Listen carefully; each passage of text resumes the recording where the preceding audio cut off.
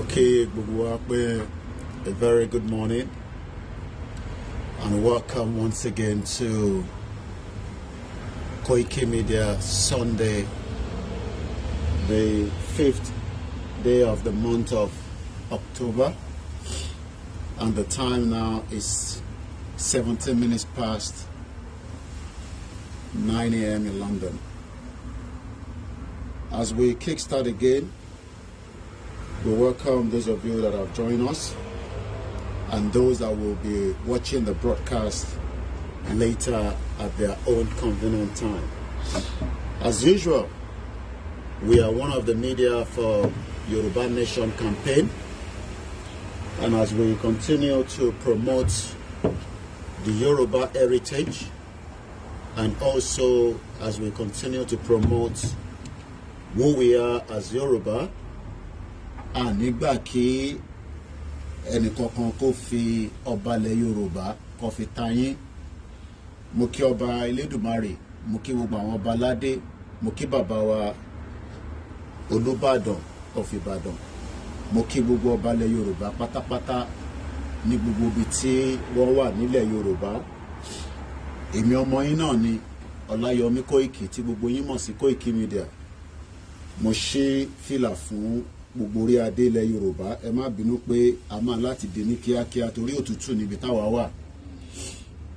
Mo fẹ́ ṣe àkíyèsí tí gbogbo ọmọ Yorùbá ti ń pariwo láti bí ọdún mẹ́ta nípa bí ilẹ̀ Yorùbá ibi tó wà lénìí àti ọ̀pọ̀lọpọ̀ ìdí tí àwa ọmọ yín ṣe ń bínú pé àwọn ìran Fúlàní àti ìran Hausa àti àwọn ẹ̀yà tó kù ó ṣeéṣe pé tí a bá tètè jáde ní kíákíá wá gbalẹ̀ mọ́ wa lọ́wọ́, kódà wá gba gbogbo ibi tí a ń pè nílẹ̀ Yorùbá. Bí ẹ ti ṣe ń wọlé, mo kí pé káàbọ̀ sórí ètò. A máa lọ fún short break. While we are doing that, torí mo fẹ́ lọ prepare MixLR kó mo gbé laptop síta, so mo gbọ́dọ̀ lọ connect àwọn tó wà lórí MixLR nínú ilé. The temperature is not too bad. Mo lè cope there. Òun jáde lóòótọ́ àmọ́ òtútù mú lábẹ́. Ìyẹn ni mo ṣe dira abẹ́ni tó ń lọ sí Moscow. Bàbá wa Olubadan, ẹbí àwọn ọmọ tó dáa tó máa bá yín respond sí àwọn lórí burúkú, àwọn tí wọ́n ń pera wọn ní Arẹwà Hausana community nílùú Ìbàdàn tí wọ́n fi gbalẹ̀ mọ́ yín lọ́wọ́. Ọba ò gbọ́dọ̀ pàṣẹ nílẹ̀ Yorùbá kí olórí burúkú ọmọ àlè kan tó wà ní ibi tí wọ́n ti wá kó wá sọ fún wa pé kò ní rí bẹ́ẹ̀. Báwọn ọba wa bá ti ń pàṣẹ, ó ti di dandan pé káṣẹ kó múlẹ̀. Lára tí bàbá wa Professor Banji Akíntóyè tí wọ́n ṣe ń sọ pé kíran Yorùbá kó dá dúró, kí àwọn ọba lè ní respect. Lára tí bàbá wa Chief Banji Ayilóge ṣe ń sọ pé kí gbogbo Yorùbá dá dúró, ká ní sovereignty tiwa, káwọn ọba wa kí àbùkù má lè máa kàn yín. Lára tí bàbá wa àwọn bàbá tí wọ́n dúró lórí ìrìn àjò Yorùbá Nation, lára tí àwọn ìyá wa tí wọ́n ṣe ń sọ pé kí Yorùbá kó dá dúró nítorí pé nílẹ̀ Yorùbá a kì í rí ọba fín. Wọ́n tí bí bàbá ńlá ẹni náà dá nílùú yìí kó rí ọba ìlú ìfín tó ń pè ní King Charles, tèmi a máa sọ pé God bless the king. Wọ́n tí bí bàbá ńlá ẹni náà. Mo kí easy dollar, mo kí gbogbo ọmọ Yorùbá lẹ́ẹ̀kan sí ẹ jẹ́ wọlé ká lọ set up platform tó kù. While I will come back, mo fẹ́ máa receive energy ni mo ṣe jáde síta lẹ́ẹ̀kọ̀ọ̀kan. Èèyàn máa ń fẹ́ gba energy yẹn torí pé a ní oòrùn tó pọ̀ mọ́, so ìwọ̀nba oòrùn tá a bá ní a máa ń tètè fi ya lò ní. Kò dàbí ilẹ̀ Yorùbá tí ó dùn dáadáa tó ní gbogbo nǹkan. Ẹ support media wa, gbogbo gbà là ń sọ. Media gangan ló máa change narrative. Media gangan ló máa kó wa débi tá à ń lọ. Mo á kí gbogbo media wa pátá. Independent media ni, èyí tó wà lábẹ́ Yorùbá World Media ni, èyí tó wà lábẹ́ home based media ni, èyí tó ń dáṣe tiwọn, láwọn tó ń campaign fún Yorùbá Nation ni mò ń sọ. Kò sí tó kàn mí pẹ̀lú àwọn tó kù, torí pé bí ìran Yorùbá bó ṣe ń dùn àwa ó lè má ti dùn àwọn bẹ́ẹ̀. mo wá kí gbogbo wọn lẹ́yọ kọ̀ọ̀kan. Mo kí ẹgbẹ́ tó ń darí ètò Yorùbá Nation tá a mọ̀ sí YSDM, the Yoruba Central Office. Mo kí yín, mo kí ẹ̀yin ẹ̀gbọ́n mi Global Directorate, mo kí gbogbo ẹgbẹ́ kọ̀ọ̀kan. Ọmọ Yorùbá, àsìkò eré kọ́lá wà yìí. Àwọn Hausawa ní ìlú Ìbàdàn, wọ́n ní kí Olú Ìbàdàn lẹ́nu tèmi kọ́, wọ́n ní àwọn làwọn ní ilẹ̀ Ìbàdàn. Èmi wá ń béèrè pé ṣáwọn lọ ní ìlú Ìbàdàn ni àbáwa la ní. Ẹ bá mi máa ká lọ lórí ètò náà. Aago 9 àbọ̀ òun ló lù. Mo kí alálùbáríkà tó bí mi, mo kí àwọn ọmọ mi, mo kí àwọn ìyàwó, mo kí mọ̀lẹ́bí, mo wá kí gbogbo òòṣà tó ń bẹ nílẹ̀ Yorùbá, àmọ́ mo kí tó ń bẹ nílùú Ìjẹ̀bú Òde tí ẹ fi wá sílẹ̀. Ẹ dúró ti èmi ọmọ yín Koiki Media. Mo kí ẹ̀yin Kristẹni, mo kí ẹ̀yin Mùsùlùmí. Ìjẹ̀sìn kan mo gbé dání, ìjà bíran Yorùbá bá ṣe máa ní àṣeyọrí lọ́jọ́ iwájú. Koiki Media, we're bringing the world closer to your doorstep.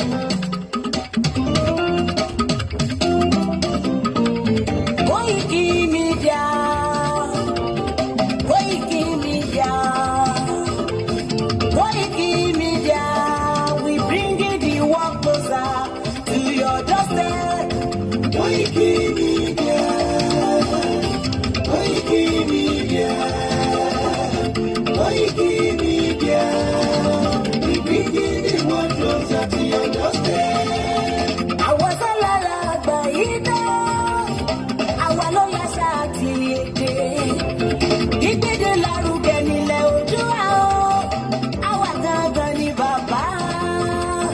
Koiki Media, Koiki Media, Koiki Media, we bringing the world closer to your doorstep. They never sabi wetin we carry for her, but e dey move closer before dem go sabi. I said they never know wetin we carry for body, but e dey move closer before dem go sabi. Ọ̀kìn lọ lọ́jà ẹyẹ, ìhun ló ló lajú. Ẹyẹ tó dorí kodò bí àdán agbẹ́jẹ lẹ́nu. Ká ṣiṣẹ́ fún ilẹ̀ bàbá wa, ká ṣiṣẹ́ fún ìlú bàbá wa. Kájùmọ̀ sowọ́pọ̀ ká lè gbódúdú àga. Odùduwà kò bá lè gbé wá. Ọmọ Odùduwà ṣe kiri. Ẹ dìde fún ẹ̀tọ́ adúláwọ̀. Ká lè jọ jùmọ̀ gbé délẹ̀ ìlérí. Káwa lè gba ògo ilẹ̀ wa. Ká ṣiṣẹ́ ká lè jọ gbàdé. Ká lè gbàdé adé adúláwọ̀. Àwa ni mọ̀lẹ́ tí yóò tàn káàkiri. Ìyàwó Odùduwà ni wá. Koiki Media, àwa là ń gbé tó lárugẹ. Ètò tó gbójú owó tí wàá máa ní. Kásá.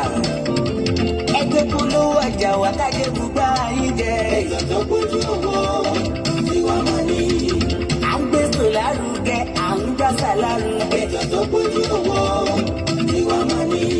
News and sports. Ẹ máa rí gbọ́. Ètò tó gbójú owó tí wàá máa ní. Ọmọ Ìjẹ̀bú alárẹ̀ mi ló ní kí n máa ké dandan. Koiki Media, ọ̀rọ̀ lágbájúmọ̀ mi o. Máa bá ṣẹ̀rẹ̀ lọ. Ọmọ Yorùbá nìyẹn, ọmọ Yorùbá tata o. À ń gbádùn rẹ̀, ọmọ Ìjẹ̀bú alárẹ̀ mi. Ṣẹ́yìn ló máa fi dìbò ọ̀tẹ̀ mọ́lẹ̀ o. Ẹ̀yin lọ́mọ onígbò máa ń dé máa dé máa dé. Ẹ̀yin lọ́mọ onígbò máa wọ̀ máa wọ̀ máa wọ̀ o. Igbó máa wọ̀ gbàjọ́jì ò gbọ́dọ̀ wọ. Àjòjì tó bá wọ bẹ̀ á tẹ̀lé ní bọ́ra. Ẹ̀yin lọ́ máa náwó òyìnbó tó dé. Ìgbà tó yìnbó dé o, owó náà dẹ́kun pọ̀ sí o. Koiki Media, sáwa ní bàbá. Koiki Media, àwọn ní bàbá. Koiki Media, àwọn ní bàbá. Àdáńtọ́, àtúnpèrè gidi. Koiki Media, àwọn ní bàbá. Àwa là ń gbé tó lárugẹ jẹ́ ká jọ gbọ́ o. Koiki Media, àwọn ní bàbá. Àtúnjà fẹ́tọ̀ ilẹ̀ wa, fẹ́tọ̀ ilẹ̀ Yorùbá. Koiki Media, àwọn ní bàbá. Ọmọ Oòduà ni wá o, tọkàntọkàn. Koiki Media,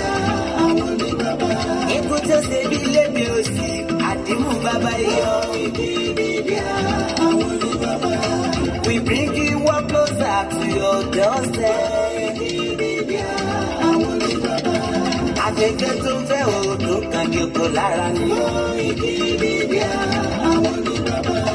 Àpèrè dédé Olódùmarè ló fún wa ṣe.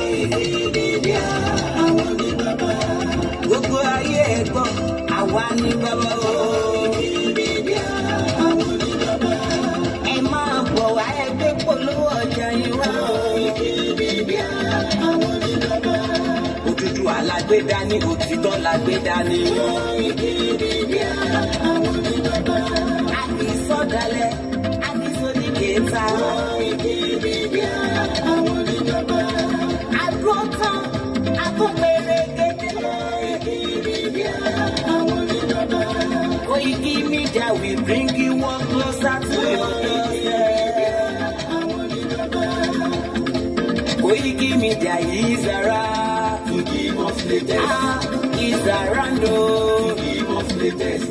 Ladies and gentlemen, ẹ mú kalẹ̀ sílẹ̀, ẹ tẹ́tí ẹ gbọ́ ètò tó kojú gbogbo.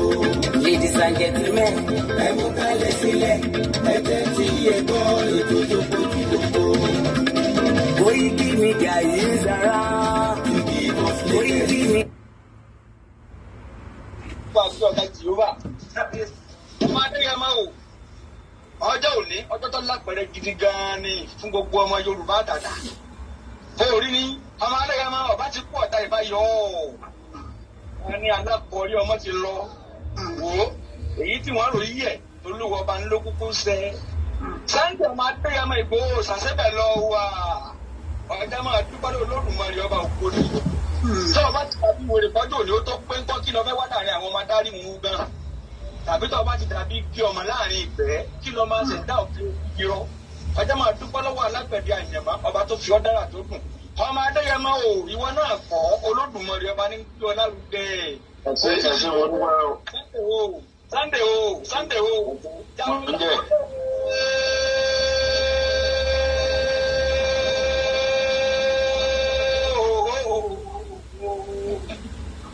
Ẹ̀sìn mo dúpẹ́. Yéè máa gbọ́rọ̀ o ti gbogbo olùgbọ́n máa dé yàmá o.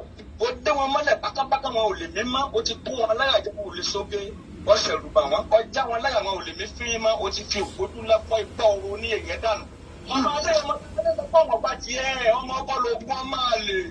Ìwọ náà bí bá bá dojú sí àṣìlú bí ọba ṣe sí ẹjẹ́ afọ kí ni bẹ nínú ọ̀gán ọmọ Adéyẹmọ ti ń dún mọ̀wúrú.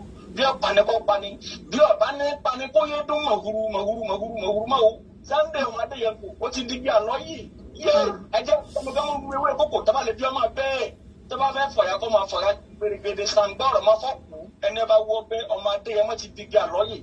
Sunday o ọmọ Adéyẹmọ Ìgbòho ṣá yé orí ìyá pé ọmọ Yorùbá àtàtà ọmọ ọkùnrin ọ̀ ó ṣeun bẹ́ẹ̀ lọmọ ọgbọ́n ṣe ìwọ lọ́pàá gàmbàrí nípa ìsìn Sunday ọmọ Adéyẹmọ ọ̀pá gàmbàrí nípa ìsìn ọ̀pá àbúrò nípa ẹgbẹ́ fún òkú ọya onítọ̀ ọmọ ẹ̀kọ́ wà. Sunday Ìgbòho ṣá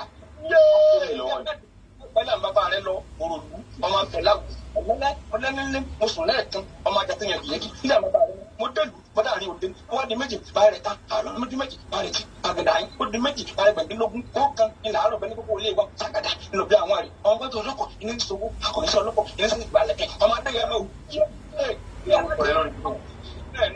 yé Sunday Ìgbòho sàmà ogun ní nánilógún ogun lónìí ilé àárọ̀ ogun ni wọ́n fi jagun yé bẹ́ẹ̀ jẹ́ bóògùn ọ̀yẹ́ ẹjẹ́ nínú wa lóògùn ọ̀nà Sunday ọmọ Adéyẹmọ Ìgbòho sàlóní ilẹ̀ Yorùbá gbòmìnira dandan ni bàbá gbọ́ o ìlànà Olódùmarè ni ẹ máa lò ọmọ Adéyẹmọ o dákun mọ́ làwọn oníṣẹ́ ẹbí ẹ̀tọ́ kálukú má fi dùn wọ́n orí kálukú ló gbé ọdẹ kò tó dùn wọ́n á máa gbọ́ o gbogbo ọmọ Yorùbá tàtà ń tẹ́wá lóye ẹja fọwọ́pọ̀ ká gbé ẹni tó lúwọ́ fi sẹ́ ẹ pè lárugẹ gidi ni ẹ̀mí jù ọ́ wọn ò dùn ẹjọ́ orodò lọ sí ìbá méjì kọ́ o ẹni tó lúwọ́ fi sẹ́rán ọgẹ́tọ̀ sí ẹni tó fi ra wọn Sunday ọmọ Adéyẹmọ tó fi ra tiwa akọni jagunjagun ọkùnrin tààrà pọ̀dọ̀kẹ́lẹ́ ọmọ Adéyẹmọ wọn a máa gbọ́n fẹ́ sàkóso fún wọn ni ẹni tó bá ní kó ògùn ní kékeré kó máa fọwọ́ náà síra wọn wọ́n ní kàkọ́ máa ṣe àrùn ìdókò dànù ìmọ̀jọ́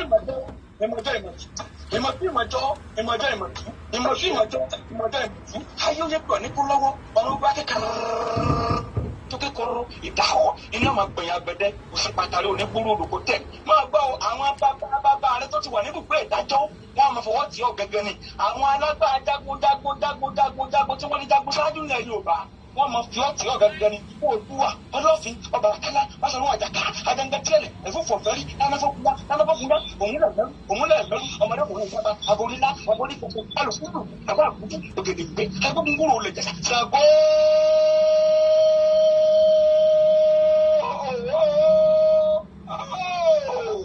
gbọ́dọ̀ sọ́kùn adéyẹmọ ń bọ́ ṣàkọ́ tí mọ́ọ̀kùn làyà wáyé náà ọmọ adéyẹmọ Ìgbòho sáńpó ló ti rí gbẹtugbẹtu tiẹ̀ ṣe ọ̀gbárùkú alárùkú lọ́nùkú lọ́rọ̀ ètò òkun lẹ̀yà ọ̀sẹ̀ pé yẹn rìn kẹ́ni ẹ̀ máa ń de bàbá rẹ lọ olùkàtàrí gbàgbà kẹ́ni ẹ̀ máa ń de bàbá rẹ lọ alárùgbọ́ parúgbọ́ Sunday ọmọ adéyẹmọ ní oṣù olùkú òde gbangba Sunday ọmọ adéyẹmọ wọ́n ti dìbò bọ́ọ̀lù wọ́n ti wà lókè ẹ̀ náà bá ní ọjà kọ́kọ́ máa kú ni máa gbọ́ o tó orí má bẹ̀rù ọ̀tẹ̀ mọ́ orí ní gbogbo fùlùfùlù labalábá tí wọ́n ń dìbò lẹ́kùn Sunday ọmọ adéyẹmọ Ìgbòho sà orí bí wọ́n ti ń wọ sọ àkísà máa gbọ́ o yẹ gbogbo ọmọ Yorùbá àtàtà bá lóye àkọ́dá ayé ọgbọ́ ọmọ adéyẹmọ ní ẹja fọwọ́ tì àti yìí débi tó lápẹ̀rẹ̀ ẹja fọ tẹ́lẹ̀ èmi tún ẹ̀wọ̀ òdùnmí kò lè gbé wa débi kankan pa àkọ́dá ayé ọgbọ́ ẹja kan pọ̀ ká bí ẹni tó lu wọ́n fi sẹ́ni lárugẹ ni ẹ máa gbọ́ oyin bọ́ ní ẹsẹ̀ wọ́n máa fara òní ni igi igbó sórí pọ̀ wọ́n dìgbẹ́ ẹ̀rí ni àwọn àgbàlagbà wọ́n ní bí orí bá dúró tọrùn inú déyìn ọ̀tọ̀ọ̀tọ̀ gan ni Sunday ọmọ adéyẹmọ yé máa bá ọjọ́ òní ọjọ́ burúkú tó lápẹ̀rẹ̀ ní ṣùgbọ́n àwọn tí wọ́n ṣerú kú ẹ̀ wọn ò lè mú tẹ́ ẹ̀ má ṣe pé ṣùgbọ́n nu rẹ̀ gbogbo nǹkan ọba tó ń sọ nípa rẹ̀ àbọ̀ ìmọ̀lẹ̀ thank you àrò ọ̀rọ̀ mọ gbogbo nǹkan ọba tó ń sọ àrò ọ̀rọ̀ mọ àwọn tó mú kọ́jọ́ ò náà wáyé má ṣe pé o ṣùgbọ́n má jẹnu rẹ̀ ó gbófo gbogbo nǹkan ọba pátápátá àrò ní ọmọ ọ̀rọ̀ mọ orí ìdánwò wọ́n máa fèyí ṣe lọ́lé wa kì í ṣe é mọ̀ wọ́n lè bí ilé rẹ̀ wípé ìtàlákùnrin ìwòtọ́ lápẹ̀rẹ̀ lágbájá ní sàmẹ́dọ́rin ìmọ̀lẹ́ akéwìrì ọmọ wọn ló gbọmọ̀ sọ àkílété mo bólúwa mi dúpẹ́ mọ́ bẹ̀rù àfà. mo tún kí gbogbo ẹ̀yin olólùfẹ́ wa mo kẹ́yìn ìyá wa tí ẹ ti ń darapọ̀ mọ́ wa lọ́tún lósì mo kẹ́yìn bàbá wa mo kí ọmọdé mo kí àgbàlagbà mo kí gbogbo ohun tó ń bẹ ní ilẹ̀ Yorùbá tó ń mí àti gbogbo àwọn alágbára wọn jagunjagun tí wọ́n ti rìnrìn àjò mo kí gbogbo àwọn ọba tó sì ń bẹ àwọn ò ní gbà kí àwọn arẹwà olórí burúkú àwọn Hausana community tó ń bẹ nílẹ̀ Yorùbá kó máa disrespect àwọn ọba wa tábà tẹ̀ ń sọ pé àwọn ọba wa ò tí ì ṣe ń ta fẹ́ àwọn ọmọ wọn gbọ́dọ̀ wá jókòó káwérẹ̀wá máa tutọ́ sí Olúbàdàn wọ́n ti tutọ́ sí Olúbàdàn lójú báyìí ara ìdí tí olóyè Ìgbòho Dr. Sunday tó ṣe ń kígbe fakafaka pé ẹ má jẹ́ ká fáwọn ará bíi láyè ìyẹn ò sọ pé a ní bá wọn gbé lọ́jọ́ iwájú ìlú ìta ń gbé àwọn tájọ́ ń gbé a lè disagree pẹ̀lú ra wa but we live in a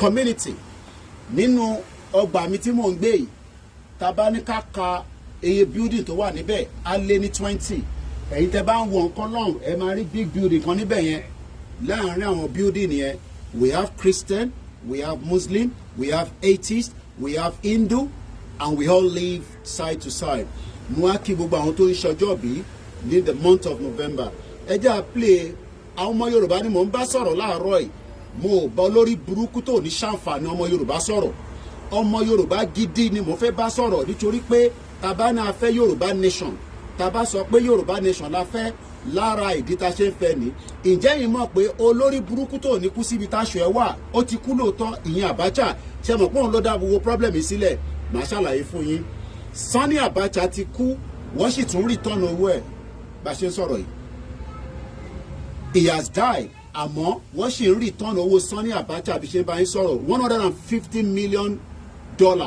ní fáǹsì náà máa dá padà fún olórí tó wà níbẹ̀ tí a mọ̀ sí President Bola Tinubu mo kí gbogbo ilé nǹkan sí ẹni tó ò báyìí tí ìbá wa pín á jẹ́ pé bóyá ní tá à ń ṣe níbí báyìí kò tẹ́yìn lọ́rùn bóyá ẹ jẹ́ ká máa sọ̀rọ̀ okó àtòbò ìyẹn lẹ́yìn fẹ́ torí tó bá yẹ pọ̀rọ̀ okó àtòbò ni mò ń sọ nísìn gbogbo bí wàá máa dàrú èmi ò dẹ̀ ń sọ̀rọ̀ ọ̀rọ̀ bẹ́ẹ̀ ọ̀rọ̀ tẹ́mi gbé dání is self-determination, the right of the Yoruba people to exit and dismantle that contraction. Mo kí ẹ káyọ̀dé mọ̀lá, I'm going to try and read your article that came out yesterday. Very, very touching, very, very powerful. But for now, ẹ jẹ́ ká play anthem wa àti rìn díẹ̀ 20 minutes. Ẹ má bínú sí wa. Anthem yẹn kò gbọ́dọ̀ máa pẹ́, but àkọ́kọ́ gbọ́dọ̀ ṣe tó ń pè ní presentation. Tó bá fẹ́ràn tá à ń ṣe, a gbọ́dọ̀ máa sọ fún yín pé kẹ́ bá wa pín ẹ like. But wọ́n ní Koiki má máa sọ bẹ́ẹ̀ nítorí padà bí wà tẹ́ pé òun disrespect àwọn viewers ẹni. That is your responsibility. Responsibility tèmi ni pé kémi jáde nínú òtútù, nínú ọ̀rùn, ní gbogbo ìgbà láti máa kéde fún gbogbo ọmọ Yorùbá pé àwọn Arewa community olórí burúkú Hausa náà ní ìlú Ìbàdàn wọ́n sọ fún Olúbàdàn pé bàbá wọ́n gba ìtí ẹ̀. Èmi kọ́ mo sọ bẹ́ẹ̀, a máa ṣàlàyé fún yín. Ẹ jẹ́ a lọ ká kọ́kọ́ bẹ̀rẹ̀ pẹ̀lú eléyìí náà.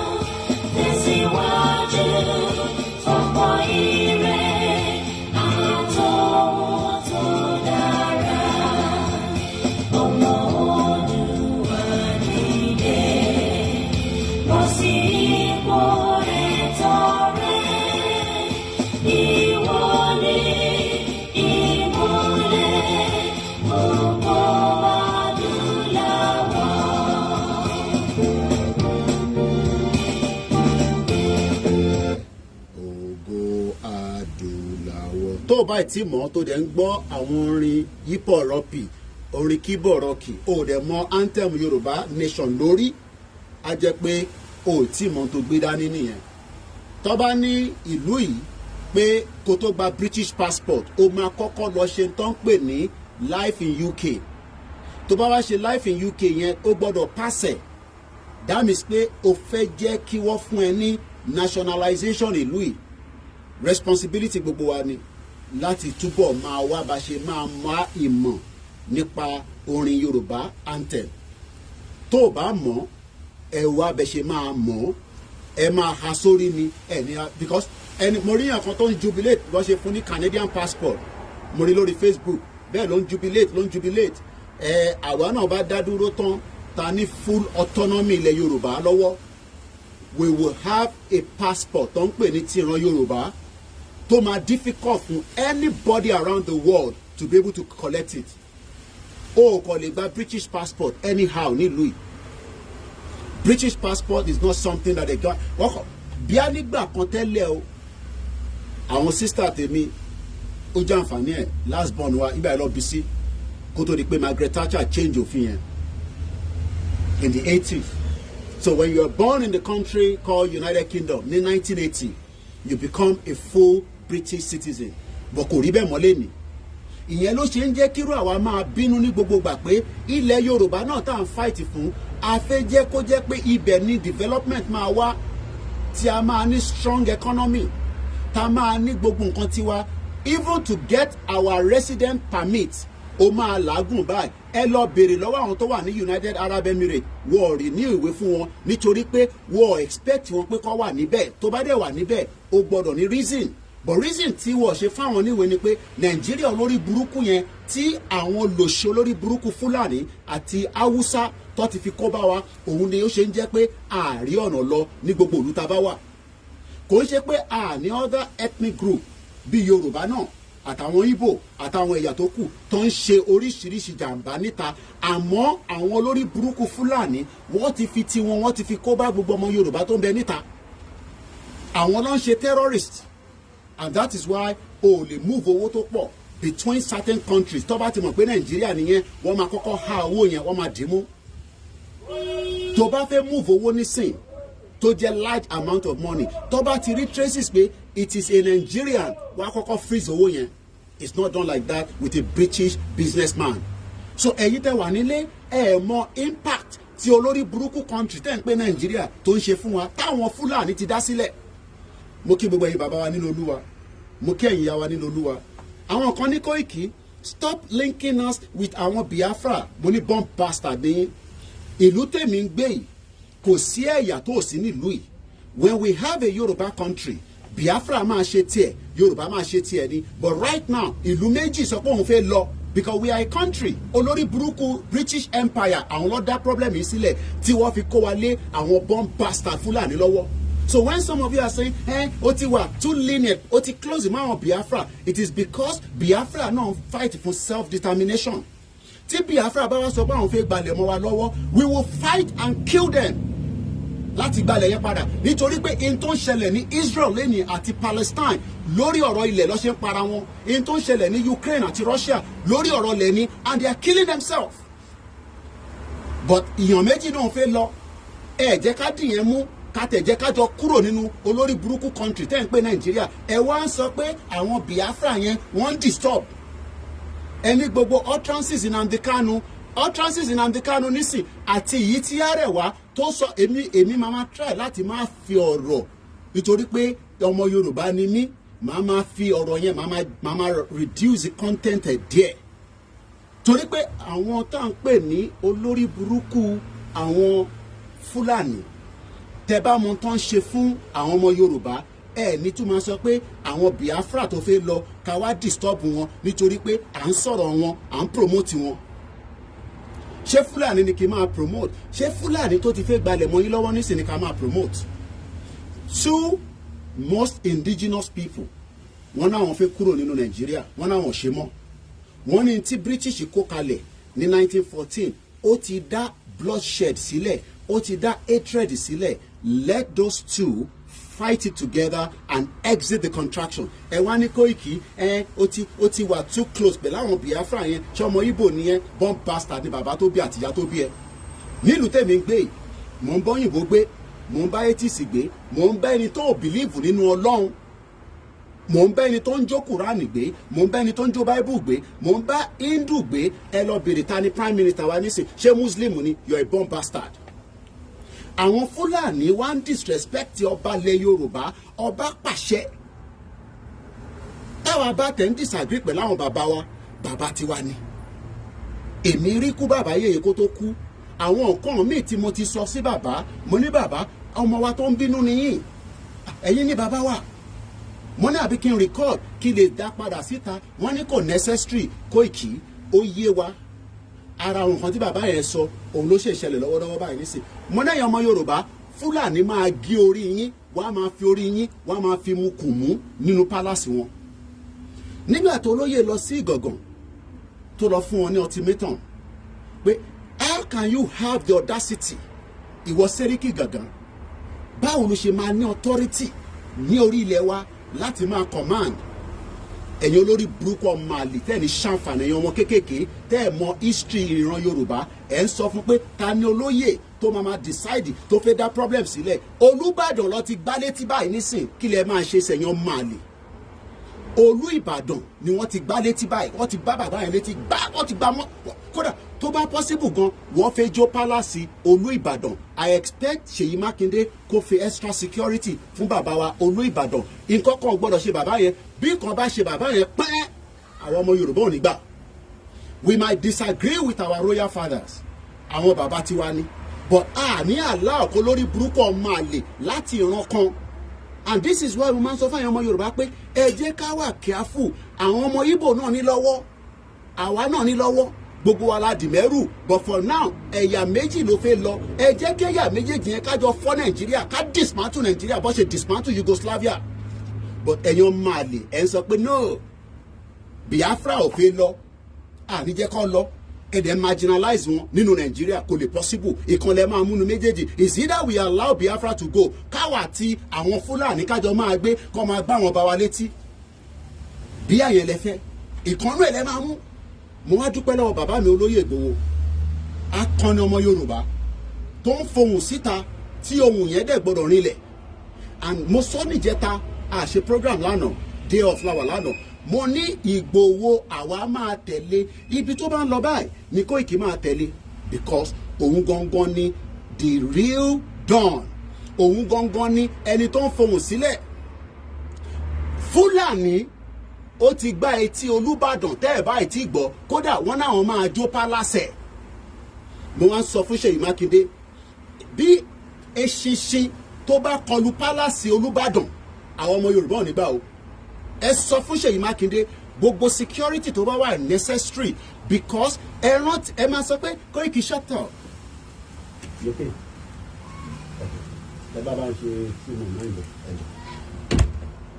Mo kí gbogbo lélẹ̀ nǹkan sí mo nílé máa dárúkọ bọ̀ mo kí ìyá tó bí mi lọ́mọ mo dẹ̀ kí bàbá mi ó ti kú àmọ́ ó ní ọmọ mi máa báṣẹ́ lọ ó ní tó bá ti ń gbé ọwọ́ wá báyìí ìwọ ṣáà máa pinran fẹ́mi máa ṣe gbogbo sàárà tó bá jẹ́ kó ṣe fún òkú ọ̀run ayé kankan ní mú ẹ tẹ bá ń sáré pé fẹ́ mú mi ẹ máa mú ọ̀la ni wọ́n kì í mú atẹ́gùn bọ́n bastard nìyí.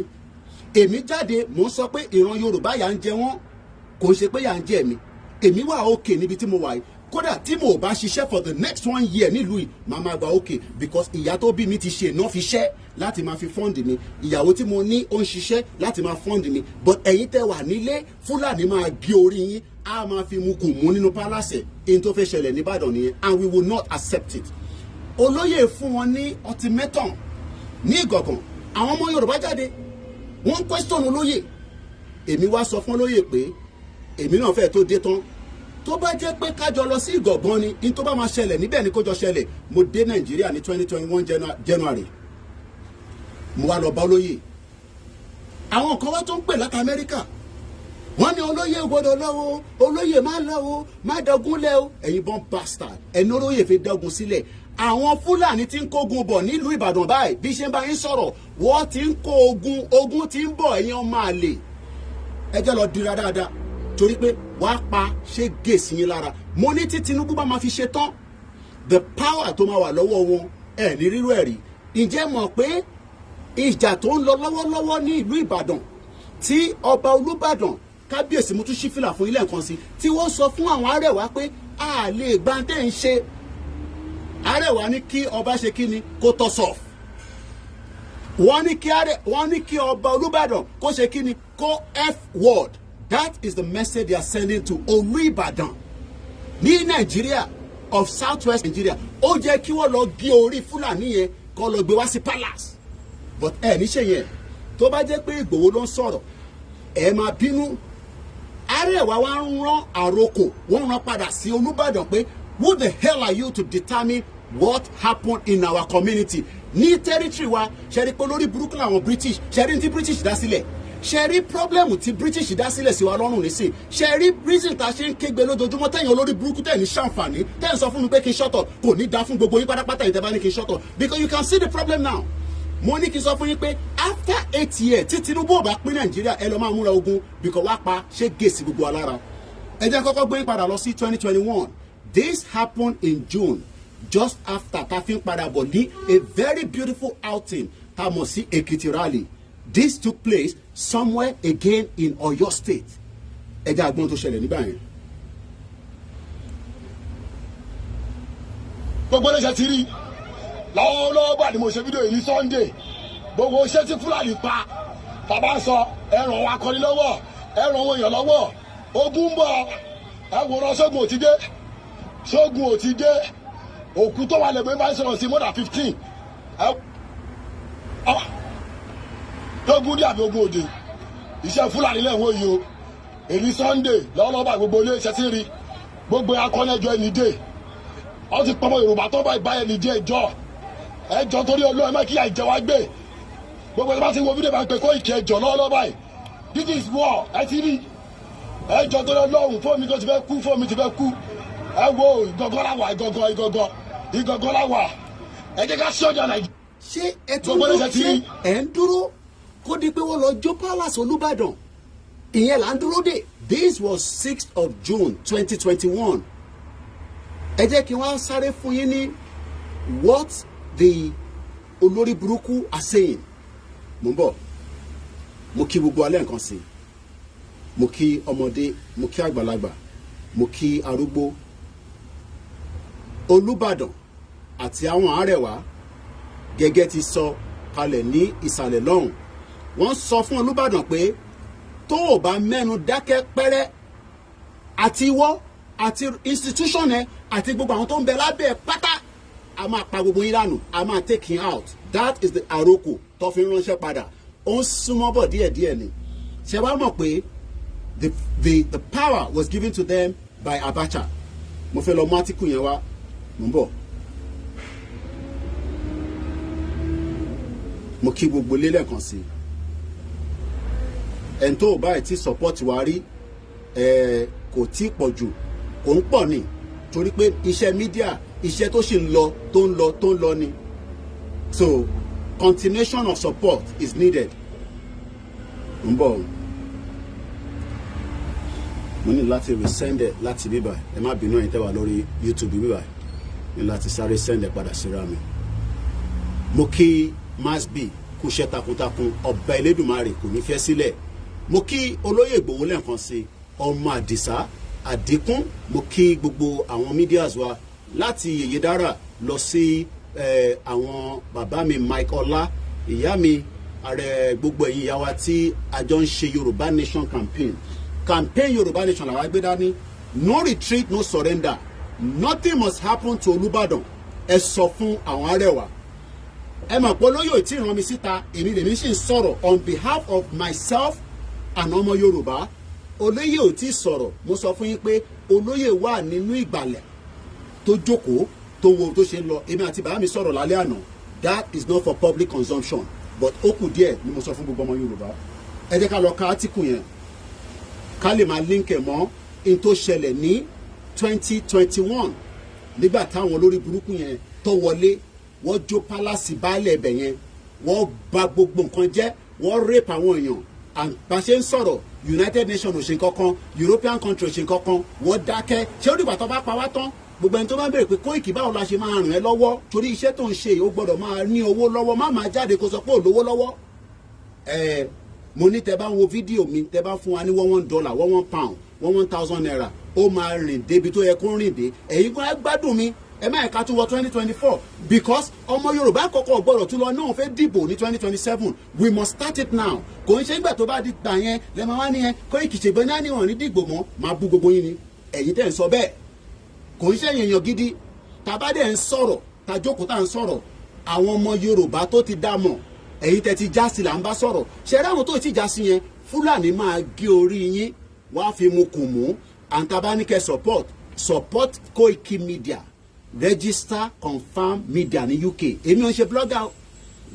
kò sí nǹkan tó rán pẹ̀lú ẹ̀ àwọn tó ń vlog èmi proper media organization tèmi àti UK government tájọ mọ́jú ara wa báyìí ẹ̀ ṣáà máa ń rí mi tí ń lọ sí number 10 Downing Street blogger ò lè lọ sí Downing Street tó o bá register lábẹ́ union as a National Union of Journalists kò rẹ́ ṣe National Union of Journalists in Nigeria mo kí gbogbo alẹ́ nǹkan sí náà ẹ jẹ́ ká lọ kátìkù yẹn mo kí gbogbo yín lẹ́ẹ̀kan sí mo kí gbogbo lé now let's read this article quickly ó wà nínú Punch ó yẹ ti wà nínú other media in Nigeria so má rò pé mi ni mo make it up. Crisis rocks Hausa community in Ibadan ṣé Hausa community ẹ tó bá wá nọ́mbà mi ó wà nínú social media kò ń ṣe nọ́mbà tí kò sí yàn kankan tí kò ní mọ nọ́mbà mi we have the studio number and I have another number tó parí pẹ̀lú 979 bọ̀ ẹ má pè àtàbá wà lórí ètò ẹ lè email mi musakalam@gmail.com media need the fund tó pọ̀ ẹ má jẹ́ kó dìgbà tó bá wá attack wa ẹ̀yin tẹ́ bá wà lamẹ́ríkà Kóìkì àwọn bá ṣe fi send owó sí ẹ mo ní cash app but tẹ́ bá dá ọ̀nà pọ́n ní wise máa ń gbowó gbogbo tó bá fi lè gba owó náà làwa náà máa set up because a ti ní problem pẹ̀lú cash app wa àti abandon ẹ̀ lè gbé lamẹ́ríkà so ní Zelle mo mọ̀ pé àwọn kan máa ń ní Zelle àwọn ò ní UK lèmi gbé but ó ní bẹ́ẹ̀ ṣe lè support wa ẹ̀yin tẹ́ ẹ̀ bá wá ní rárá pé mo ò ní rárá ẹ máa fàdúrà ràn mí lọ́wọ́ ẹ̀yin náà ti tó torí pé mo sọ fún yín pé èmi ni last man standing lórí ìrìn àjò yìí even if it's gonna take years ká tó gbà mò ń bẹ Ọlọ́run pé kó má tó bẹ́ẹ̀ ni but we have nothing to do than to wait for Elédùmarè whether Jesus ló ń support ni Ànábì Muhammad sallallahu alaihi wasallam. But one thing I know is that country rere máa run níjọ́ kan ó kù díẹ̀ ni. Ẹ jẹ́ ká kàn tó sọ. And this was put together by Ademola Adegbeti. The leadership tussle, mo fẹ́ kẹ́ farabalẹ̀, English ló fi sọ, màá wá bí ṣe lè ṣàyàn gbé fún ẹ in my own little understanding of Yoruba. The leadership tussle between the Sarki Sasa Haruna Meisin and the Sarki Hausawa of Ibadan. That means pé àwọn méjì ń jà fún leadership nílùú Ìbàdàn, ní ilẹ̀ Ìbàdàn, ní ilẹ̀ Yorùbá within the Hausa community. Ní problem pẹ̀lú àwọn Hausa community, but ní problem nísìn nítorí pé wọ́n rán àròkò padà sí ọba Olúbàdàn pé kọ́ba yẹn ṣe kí ni kó f-word lẹ́nu tiwọn kò ń ṣe lẹ́nu tèmi. Torí gbà yẹn lẹ máa mú yẹn tèmi yẹn lẹ máa mú nísẹ̀yàn máa lè lẹ máa court lẹ máa sọ fún Olúbàdàn pé ọmọ yẹn máa wà nílùú London ló ti ń bá yín sọ̀rọ̀ jágbá. Èmi kọ́ mo sọ bẹ́ẹ̀. Àwọn Fúlàní Arẹwà ló ń rán àròkò padà sí Olúbàdàn. Tó bá jẹ́ o ṣẹ̀ ń jí láàárọ̀ yìí o tí mọ̀ rárá á jẹ́ pé o ti ń gbọ́ báyìí nísìn. Wọ́n náà wọ́n máa jó palace ọba tọ́ba gan bá ṣe gẹ́rẹ́gẹ́rẹ́ àwọn máa take it out. Wọ́n nítorí pé kí ni Abacha ló fáwọn ní certificate ibi táwọn ń lò yẹn. Abacha kábíyèsí Elédùmarè ẹ jẹ́ ká máa kà lọ. Alhaji Ali Zunguru on Saturday took another dimension as Council of Arewa traditional rulers and the chiefs in the 17 southern states said Zunguru lacked moral and constitutional right to suspend the former from office. Wọ́n bára wọn jà láàrin ara wọn. Àwa náà ní Yorùbá community ní north. Ǹjẹ́ wọ́n lè go against the leadership of ibi tó bá wà ní north yẹn? Máa bèrè lọ́wọ́ ààrẹ. Let's continue. According to the Punch report, that Maisani was allegedly suspended at the end of the Hausawa community meeting headed by Zunguru ìyẹn níjọ́ Wednesday last week over insubordination. Ẹ farabalẹ̀ kẹ́ gbọ́ bẹ́ẹ̀ dáadáa. Over insubordination, disrespect for the referred stool of Olubadan of Ibadan, an unlawful conferment of chieftaincy title on the people without the recourse to Sarki Hausa of Ibadan. Ẹ jẹ́ n ṣàlàyé àárín yẹn fún yín kó lè bá yé yín. Mo kí gbogbo ẹ̀yin yá wa, ẹ má bínú pé mo lè máa dárúkọ lẹ́ẹ̀kọ̀ọ̀kan. Wọ́n ní ìkànnú àwọn tiwọn nílẹ̀ Yorùbá nìbàdàn ó disrespect Olúbàdàn tó bá ti disrespect ọba kí ló tún kù. Now nígbà tó disrespect ọba wọ́n suspended. Look nílùú iná tó bá ṣe àṣemáṣe even within the government, you know, especially on kódà ní normal ibi iṣẹ́ concept àwa náà a ti ṣiṣẹ́ rí. Tó bá ti ṣiṣẹ́ tó bá náà wọn kankan wà wọ́n lè fún ẹ ní suspension wà wá defend rẹ̀ wà wá sọ bí in tó ṣe yẹn ó right àbí wrong wọ́n wá suspend arákùnrin látara pé aago 10 ló ṣẹlù èní lọ́jọ́ 5 oṣù mọ́kànlá nínú ọdún 2023 London lèmi wà London ló ń pè bíbà all ni wọ́n suspended but according to the council who spoke through Sarki Summary of Shawu Arab of Nigeria. Mo ní àti wọ one chance nínú ibi tó ń pè ní territorial ground ilẹ̀ Yorùbá yẹn àti wọ one chance. Ẹ jẹ́ ká máa bá ká lọ. Ẹ má bínú, there's a lot of sun rail here, so mo ń try láti ẹ̀jẹ̀ ní Yorùbá. The council who spoke through the Sarki Summary of Shawu Arab of Nigeria, Ahmed Mohammed Uban Gari of Sasa, Isa Nalado, and the secretary Sarki Sasa, ṣé mo pronounce that? Sarki Sasa, resident in Ibadan, Oyo State, wọ́n argue that Mayasin was appointed by the late Olubadan of Ibadan, Ọba Oloyede Asanike, in 1983, and was appointed as the chairman Council of Arewa traditional rulers and chiefs by the late Sani Abacha in 1994. Ṣé rí problem táwọn military dá sílẹ̀? Ṣé ń rí problem Abacha ti kú nísìn? Problem tí Abacha dá sílẹ̀ òun làwa ṣì ń deal pẹ̀lú báyìí. problem tí the late Sani Abacha èyí tó dá sílẹ̀ kó tó kú òun làwa ṣì ń rán báyìí. I am now asking the Yoruba people, are we all going to continue like this, or what do we do? Are we going to continue like this? We are now seeing what we called tussle. Yekoni, Abacha is dead, we have a new government, and the law permits us to revisit and revote and abolish that Abacha Act. Sherry Eshegoni, Yami Aduke Ilori, Eshegoni, for that comment. Moni Tinubu, we are not going to pray for him to die. Gbogbo ẹni tó bá ń pray pé kó kú, á jẹ́ pé ẹ tí ní understanding in tó fi ṣẹlẹ̀. Eshegoni, Ọlọ́run bá ń dúró tì. Ó dà kíyàn ní ìyàwó tó dáa. Ìyàwó mi dẹ̀ mọ̀ pé kọ́ọ̀pù Yorùbá nation ni máa ń lò. Tí ìyàwó mi bá ní mo ò lè ṣe Yorùbá nation, àfi kí n máa bẹ̀. Torí pé mo ti inconvenient family mi for 3 years. Inconvenient yẹn inú ìwé mi lẹ ti máa kà yẹn kò ń ṣe nísìn. But mo dúpẹ́ pé family mi accept mi bẹ́ẹ̀. Àwọn ọmọ ṣì ń sùn, ìyẹn mo ṣe wá síta. Even though pé inú lélẹ̀ kí n ti ṣe, but èmi náà fẹ́ yá ọ̀hún torí mo need energy yẹn. Ṣẹ́rí Bọ́lá Tinubu, the current president, he has a lot of work to do. Wọ́n ready láti pa Tinubu bó ṣe wà yẹn, àwọn born bastard. Now that we are not going to be very honest with ourselves, tàbájọ́ kò sí bàtà sọ pé bí Tinubu ṣe wà níbẹ̀ kò ní kankan tó lè ṣe. He has a lot he can do, but is he going to be genuine to be able to do it? Lára problem tó máa deal pẹ̀lú lélẹ̀. Wọ́n gbọ́dọ̀ revisit gbogbo ilẹ̀ Yorùbá, kò sí tó kàn mí pẹ̀lú ilẹ̀ Igbo àti Hausa.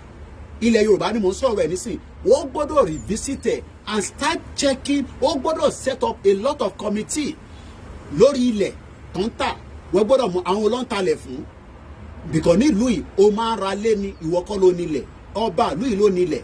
Ẹ jẹ́ ká continue. Mo kí gbogbo ẹ̀yin olólùfẹ́ wa. Màá tútù bẹ́ẹ̀ kà lẹ́ẹ̀kan sí. Ìyẹn táwọn arábìnrin sọ nísìnyí pé ìyẹn the council who spoke through Shaki Samari of Shawu Arab. Ewu bó ṣe ń link ẹ̀. Ṣé a ti wá di Arab country? Mo kí gbogbo ẹ̀yin olólùfẹ́ wa lọ́tún lọ́sì. Mo kí wà látà olórí ẹbí wa nìyẹn ní London. Mo kí ẹ dáadáa. Mo wá kí gbogbo ẹ̀yin tẹ́ wà ní gbogbo ibi tí olúkálukú wà tí ọba Elédùmarè tí ní ká máa ṣayé. I don't have any problem with Hausa people. They are good loving people. Mo ní wọn lọ́rẹ̀ẹ́ níjọ́ ta lọ sí 1st of October. Ọmọ Hausa yẹn ó ti gbowó lọ́wọ́ governor wọn. Ó ní Koiki, you cannot say you don't know me anymore. Mo ní bẹ́ẹ̀ ni mo mọ̀ ẹ́. Only please come and cover us now. You know be media. Money, but you don't collect money from Kano. You give me money. Only no. I don't collect my money. No problem. I'll give you a coverage. Then let me say this. I am a media, a Ibon bastard.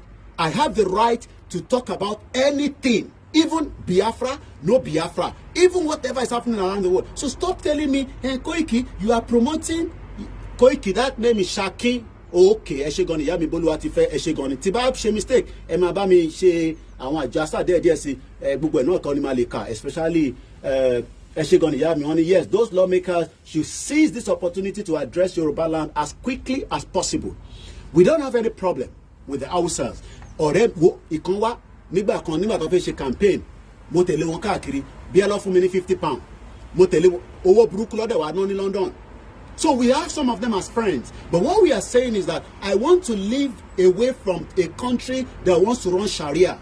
And I will not accept them taking over our territory. I live in this country for 25 years. I can't. So the question is, why should the northern Fulanis, especially the program,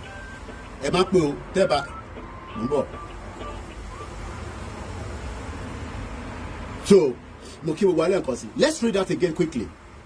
The council,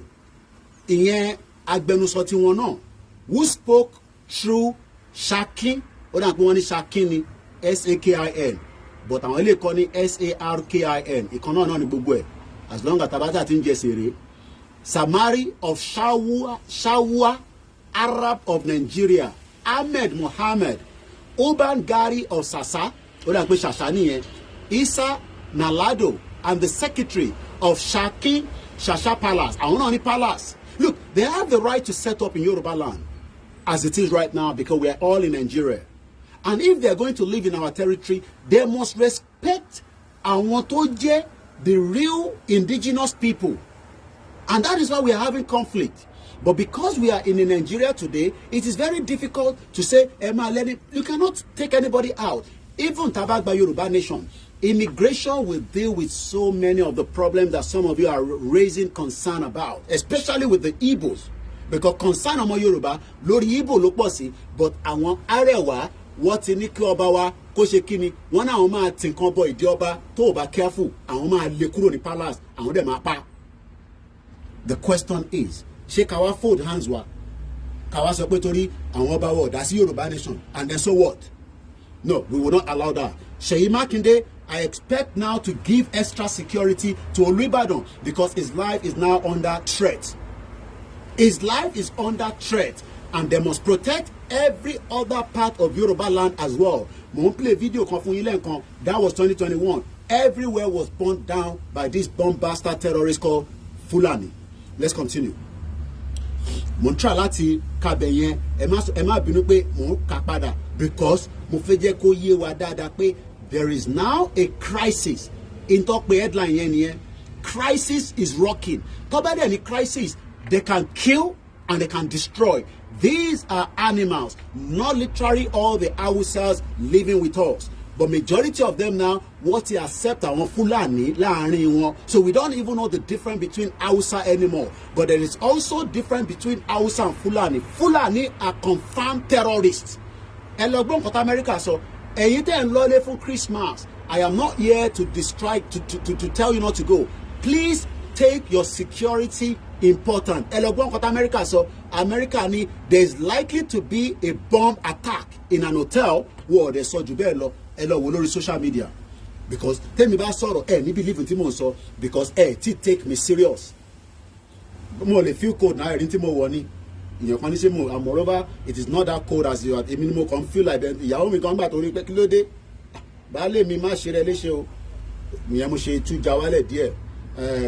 So kò ṣe pé òtútù yẹn pọ̀ bẹ́ẹ̀ yẹn, you know, mo kàn láti yẹ kẹrin lé èmi náà mi ní bàbá Yorùbá tẹ bá dẹ̀ láìkì fìlà yìí àwọn ọmọlúàbí apparel àwọn lọ ní Mr. Koiki àá máa fi ránṣẹ́ sí yín mo ní tẹ bá fún mi láṣọ fún 1 year mo ní láti máa wọṣọ kankan mọ́ ẹ bá mi customize gbogbo tí máa wò tó máa jẹ́ Yorùbá Nation mo kí ní Woolwich.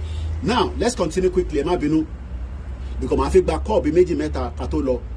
The council àti kabẹ̀ yẹn ká lè move forward but ibi tí mo fẹ́ ká take note wọ́n ní nǹkan kan ṣẹlẹ̀ ní 1983 wọ́n ní ọba Olúbàdàn ti tàná ọba Olóyèdé Àsàníkẹ́ in 1983 ló appoint the chairman council of Arewa traditional rulers and chiefs.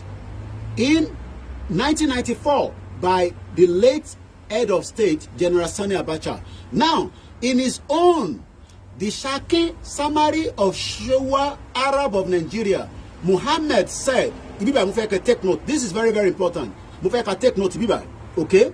Mr. Koiki, the same northerners want to set up palace in Benin City. Really? Oh my God. But the Benin monarch disagreed with it and they went to their emir representative. Most of the Sultan of Sokoto don't control Nigeria anyway. The federal government, led by the late General Sani Abacha, one will appoint my Yasin as the chairman of the council. So wọ́n bí èmi kọ́ mo sọ bẹ́ẹ̀ wọ́n ní wọ́n bí Olúbàdàn dá kó wá yọ. Hey Ọlọ́run ọba kí la wá gbé báyìí torí Ọlọ́run. Hey. Àti wọ 1 chance. Àti wà ní 1 chance already. Yoruba land is in problem. We are in big problem. The same thing on ṣẹlẹ̀ l'Eko. I'm sure some of you know that they have a big palace. The Fulani has their own palace in Lagos State. But àwọn ọmọ Igbo òun lè ń lẹ̀dí mọ́. Torí pé ẹni tó bá easy náà la máa ń lẹ̀dí mọ́. We have problem with them, but they ask for self-determination. Let them go. Kọ́ fún wọn ní referendum. Káwa àti Fulani àtàwùsá kájọ máa gbé kájọ máa rọ̀kírọ̀kì. Mo mọ̀ bí ẹ fẹ́ lọ gbé ní Sokoto ni. Because some of you that say you should keep Nigeria, ṣo fẹ́ lọ gbé ní North ni, àbò fẹ́ fẹ́ yàwó níbẹ̀. Let's continue. The federal government led by the late General Sani Abacha law appointee Mayasi as the chairman of the council. All the Hausawa from the affected state law endorsed the decision of the government of Abacha then. He was given certificate as confirmation. This current administration must continue to now review and revoke every of this certificate olórí burúkú Abacha àti Babangida, all this bomb bastard military that they did in Yoruba land. Ẹ rántí pé wọ́n sọ fún wa Robert Clark, senior advocate of Nigeria, only it was during the military that they brought in these security vote because they needed that money so that in case anybody bá fẹ́ ṣe kíni tó bá fẹ́ overthrow wọn. But today, some of you will never understand why the Yoruba people, I am laughing in Spanish language, Benny, because how did we get to where the Arewa is telling our king, àwọn máa ti gi bonidi, èmi kọ́ mo sọ bẹ́ẹ̀, èmi kọ́ màmá bá yín ṣe tó máa jẹ́ kẹ́ni understanding ẹ̀. Wọ́n ní tí ọba Olúbàdàn bá gbẹ́nu ẹ̀ dákẹ́, àwọn máa ṣe kíni? Wọ́n ní because bàbá àwọn ló ti sọ pé àwọn làwọn nílẹ̀ Yorùbá. Wọ́n ní Usman Dan Fodio sọ pé àwọn máa rí Kùránì mọ́ Àpápá lórí omi wa. Ọlọ́run ọba o, àti wọ one chance. Àti wà ní one chance. Ọlọ́run jẹ́ káwọn kan, Ọlọ́run jẹ́ káwọn ọmọ wa délé padà. Dínkù tó tàn fàyè. Tá a bá tètè parí ẹ̀. Some of our children will never visit Ìjẹ̀bú-Òde. So mo mọ ẹ̀yin o, I don't know, but èmi fẹ́ káwọn ọmọ tèmi kọ́ lọ́mọ bíi tí wọ́n sin grandfather wọn sí pé ojú rè lélẹ̀, and I don't want to take any chances. Tí bá kó wọn lọ, tá ń lọ lórí Ìjẹ̀bú-Òde, tá ń drive, tá ń jó Davido, táwọn ọmọ yẹn jó Davido ẹ̀rọ pé ìlànà ń gbọ́ ní London. Kó di pé Fúlàní yín ọ̀bọ jíra bí ẹ̀bùn máa kọ́kọ́ bá kan pa ó kú dànù. Àwọn tó kù ọkọ̀ wọn wọnú igbó, ẹ lọ bèrè lọ́wọ́ mọ́mì yẹn 2018 wọ́n rẹ́pù ọmọ wọn, wọ́n náà máa rẹ́pù bàbá wọn náà. They paid 8 million. Ọmọ wọn ti ní táwọn bá kú gan wọn gbọ́dọ̀ gbókù lọ sí Nàìjíríà. Ẹ̀gbọ́n mi tó kú ní Maryland, Owólabí Gbénga tó wá sílé ní last year, ó san ransom, wọ́n pa Owólabí, wọ́n pa Rachel, wọ́n gba ọ̀pá ọlọ́kadà tó gbówó lọ, ìkan péré ló escape, ìyẹn ní àjẹsára dáadáa. Ẹ rántí? Ẹ ní rántí? So some of you that are taking risk, tẹ́ bá ti kọ́ àwọn ọmọ lọ́lé, máì tí kó wọn lọ ìlú kankan because kò sí airport. Airport kan lọ ní plane skid, ẹ lọ kan tí article ti David Odoye, mo ní kí n follow wa lórí Twitter, àwọn ọmọ Igbo ló wà lórí Twitter pẹ̀lú wa. Ẹ lọ kan you don't have to agree with David Odoye, but he's the best and he's very good in what he does. Ẹ lọ kan article tó kọ lórí airplane tó skid, it's not even an airplane, it's a jet, tó skid ní Ìbàdàn over the weekend. Ọlọ́run ló yọ Minister of Power, kò bá kú dànù ni. Ṣé mọ̀ pé mo kàn tún jábàrà díẹ̀ ni o. These are the risks that is going on a daily basis. Wọ́n jẹra yín lẹ́sẹ̀ ní Nàìjíríà ni. Jẹra yín lẹ́sẹ̀. Aircraft here is not registered for commercial, but they are using it for commercial. Some of you do not understand what is going on in Nigeria anymore. So don't take any risk. Tẹ́bá lọlé, make sure you have security for your children and yourself. You could end up not going back to America, Europe, Asia, or wherever you're traveling from. Now, wọ́n ní Abacha ló fáwọn ní certificate. Wọ́n ní Abacha ló endorse that man in 1994. Àìtí dé democracy nísìn. Now that we're in democracy, I expect the new administration, especially as a Yoruba man now, to start looking into all the details of every of these criminals tó fún ní certificate during the northern military dictator. The federal government, led by the late General Sani Abacha, tó ní kú síbi tó wà, ló appointee Mayasin, and the Mayasin is spelled as Maysin, as the chairman of the council. So Tawani, so you know what they're saying there? Tawani Olubadan tó ní right láti wá sọ pé ẹni tí Abacha fi síbẹ̀ o, ó ti kú ni o, ó wà láyé ni o. Abacha ló install that institution. So Tawani Olubadan, you can see that we have a big problem. They must revisit Benny Yami Adukeni. They must revisit every certificate of occupancy, especially in time in Europe. You are the ones creating problem.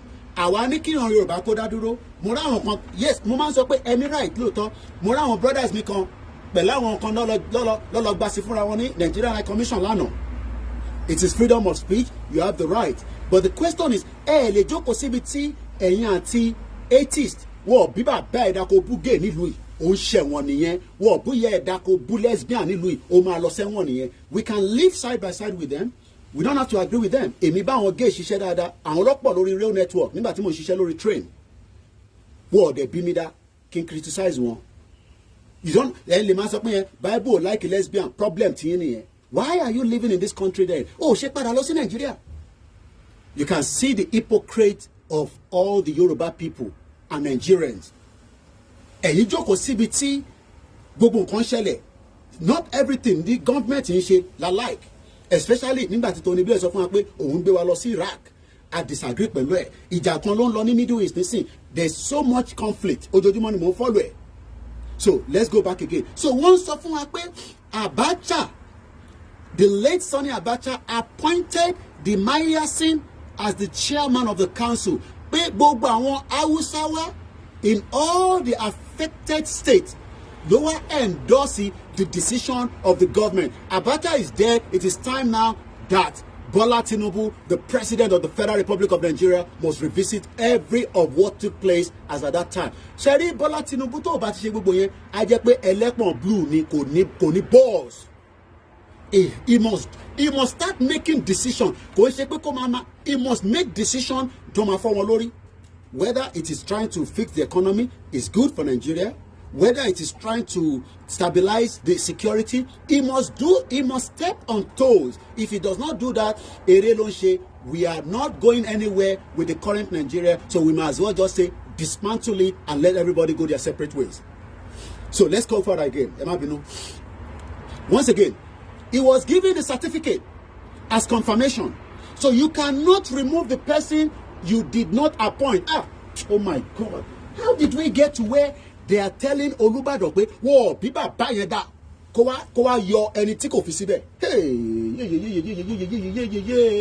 Ìgbòho ṣá ìmọ́lẹ̀ Yorùbá orí ọ̀la orí ẹ̀ní ó wá wò pé ẹ rántí fídíò kan àwọn kan tó lọ gbé fídíò Ìgbòho tó ti ṣe pé òun máa yìnbọn pa àwọn kan ní Ìgbòho ẹ̀ bá sọ pé òun máa pa anybody. Ó ní gbogbo ẹni tó ń bẹ nílẹ̀ wa tẹ́ bá ti sọ pé ẹ fẹ́ pa wá, we will neutralize you as well. You don't joke with terrorists. You neutralize terrorists. Ìlú yóò ní look ti bí ṣe wà níbi báyìí nísìsiyìí tí bá jókòó báyìí nísìsiyìí tí mo wò lọ. Hill, what's going on there? Man, shit, yeah. Ó ti ń pa owó, ó ti ti bá pọlọ́pàá nísìsiyìí. Tí bá ní ìbọn ni mo rí, wọ́n ti ń pààyàn 6 minutes ni wọ́n ní. Àwọn tó ń gbé ní UK mọ̀ tí mo sọ BMW tó yẹ pé eré burúkú bubububu. Ọ̀ kí wọ́n sọ pé hey, this plane tó lọ yìí ó dà pé fẹ́ attack ni o. Fighter jet máa dìde RAF.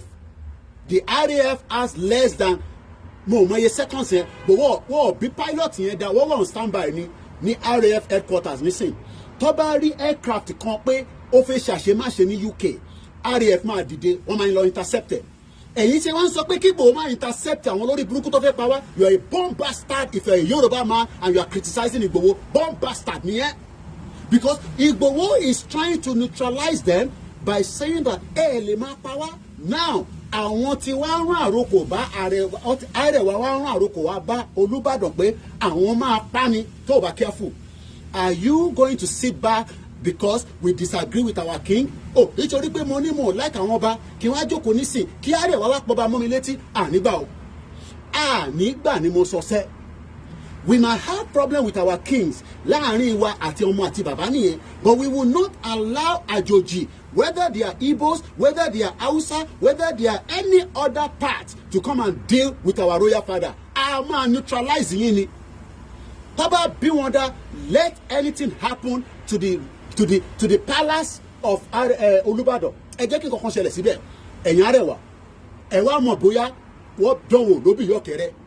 Bóyá ibi tí gbogbo ẹ̀ máa ti fẹ́ fọ́ òun láti lọ yìí. Ṣé mọ̀ pé àwọn náà issue statement tí wọ́n sọ fún wa pé àwọn ò ní gbóúnjẹ wá a ṣẹ̀ṣẹ̀ mẹ́yẹ bọ̀ lápò ni. The country will break at some point, but we must first educate many bomb bastard Yoruba people that is saying that we should keep the contraction that the British. Èmi wà ní UK nísìn tí ìlọ ṣe fún mi nísìn ó ní mílíkì ó ní ṣúgà ìwọ lórí burúkú ọmọ Yorùbá tó ń bẹ ní Nàìjíríà tí o ò gbádùn ayé ẹ o sì ń sọ pé ká wà ní Nàìjíríà. You are a bomb bastard ni mo sọ fún ẹ. Bomb bastard nìyẹn. Bomb bastard òun nìyẹn because o mọ̀ pé British they are looking for their own interest. They care less. American government will do nothing until you are kill and then you kill each other. America máa sọ pé enough is enough. Ẹ má padà yín mọ́. Why do you think they are not stopping the war tó ń ṣẹlẹ̀ ní Palestine? Why do you think America is folding their hands? ibi tó bá wù wọ́n ló máa sọ̀rọ̀ sí.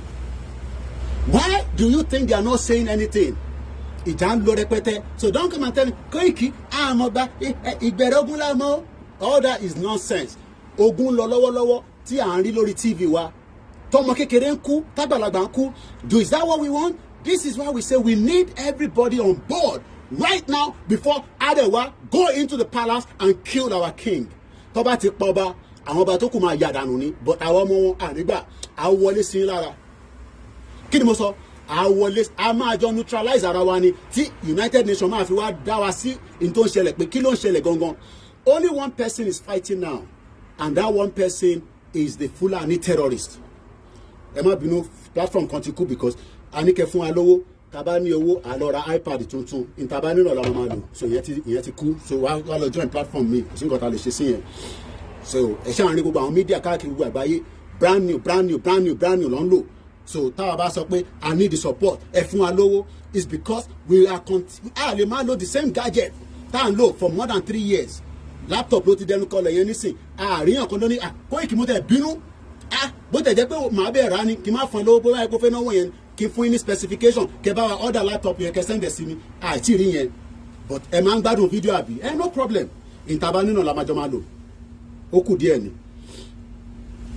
Now ẹ jẹ́ ká move further. Nígbà tí wọ́n ti sọ fún wa nísìn pé ọba ilẹ̀ Yorùbá ò ní right láti yọ àwọn kúrò, wọ́n ní òun kọ́ ló fáwọn ní confirmation ibẹ̀ yẹn, pé Abacha ló fáwọn ní confirmation, Tinubu dẹ̀ kọ́ ló fún wọn ní confirmation. Ìbéèrè nísìn ni pé kí ni Bọ́lá Tinubu máa ṣe right now to make sure he stop that nonsense. Ẹ má bínú ẹjẹ ìgbélé wọlé so that ká lè move eléyìí sí abẹ́ ìbòjì. So that ó clear bẹ́ẹ̀ yẹn. Ẹ má bínú ẹ̀yìn wa pé there's a lot of reflection. Òrùn yẹn ló jẹ́ kó máa rí bẹ́ẹ̀, kò dẹ̀ sí nǹkan tí mo lè ṣe sí, so àjọ máa manage ẹ̀ náà ni. So tó platform kan bá ń disturb ẹ lọ sọ́nà that platform. Mo kẹ́yìn tẹ́wà lórí mixella inú yàrá lẹ́yìn wà ni mo ti connect laptop yẹn, mo dẹ̀ mọ̀ pé wà níbẹ̀, but mo lè rí comment yín, but mo kí gbogbo ilé nǹkan sí. Now let's move further. Wọ́n wá ní we are committed to the leadership of Olubadan of Ibadan as well as other authorities therein, collaborating his view.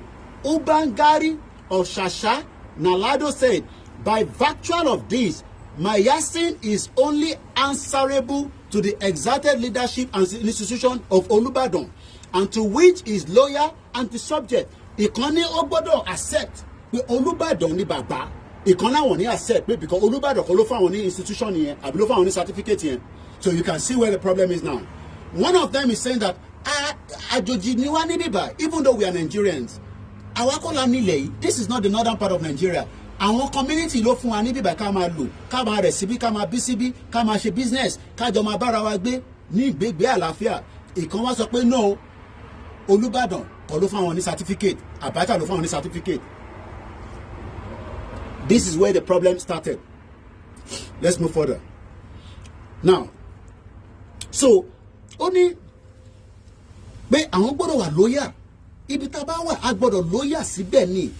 Ìyàn ìlú tí mo wà nísìn mo gbọ́dọ̀ lóyà sí ìlú yìí because àwọn bíbá ni mo sì ń gbé, and that is why there are certain things I say and certain things I cannot say. But etí mo gbé dání is self-determination.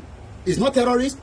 Kò ń ṣe pé mo hate Hausa, but Fulani tó jẹ́ terrorist is a terrorist because UK does not like terrorists, America does not like terrorists, European countries does not like terrorists, and any terrorist must be neutralized by the government of the day.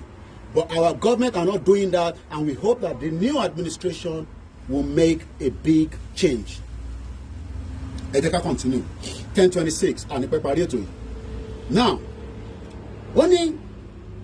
we are hereby appealing to Olubadan of Ibadan, Oba Balogun, to please intervene by calling Zunguru and his co-travelers to order, in order not to let the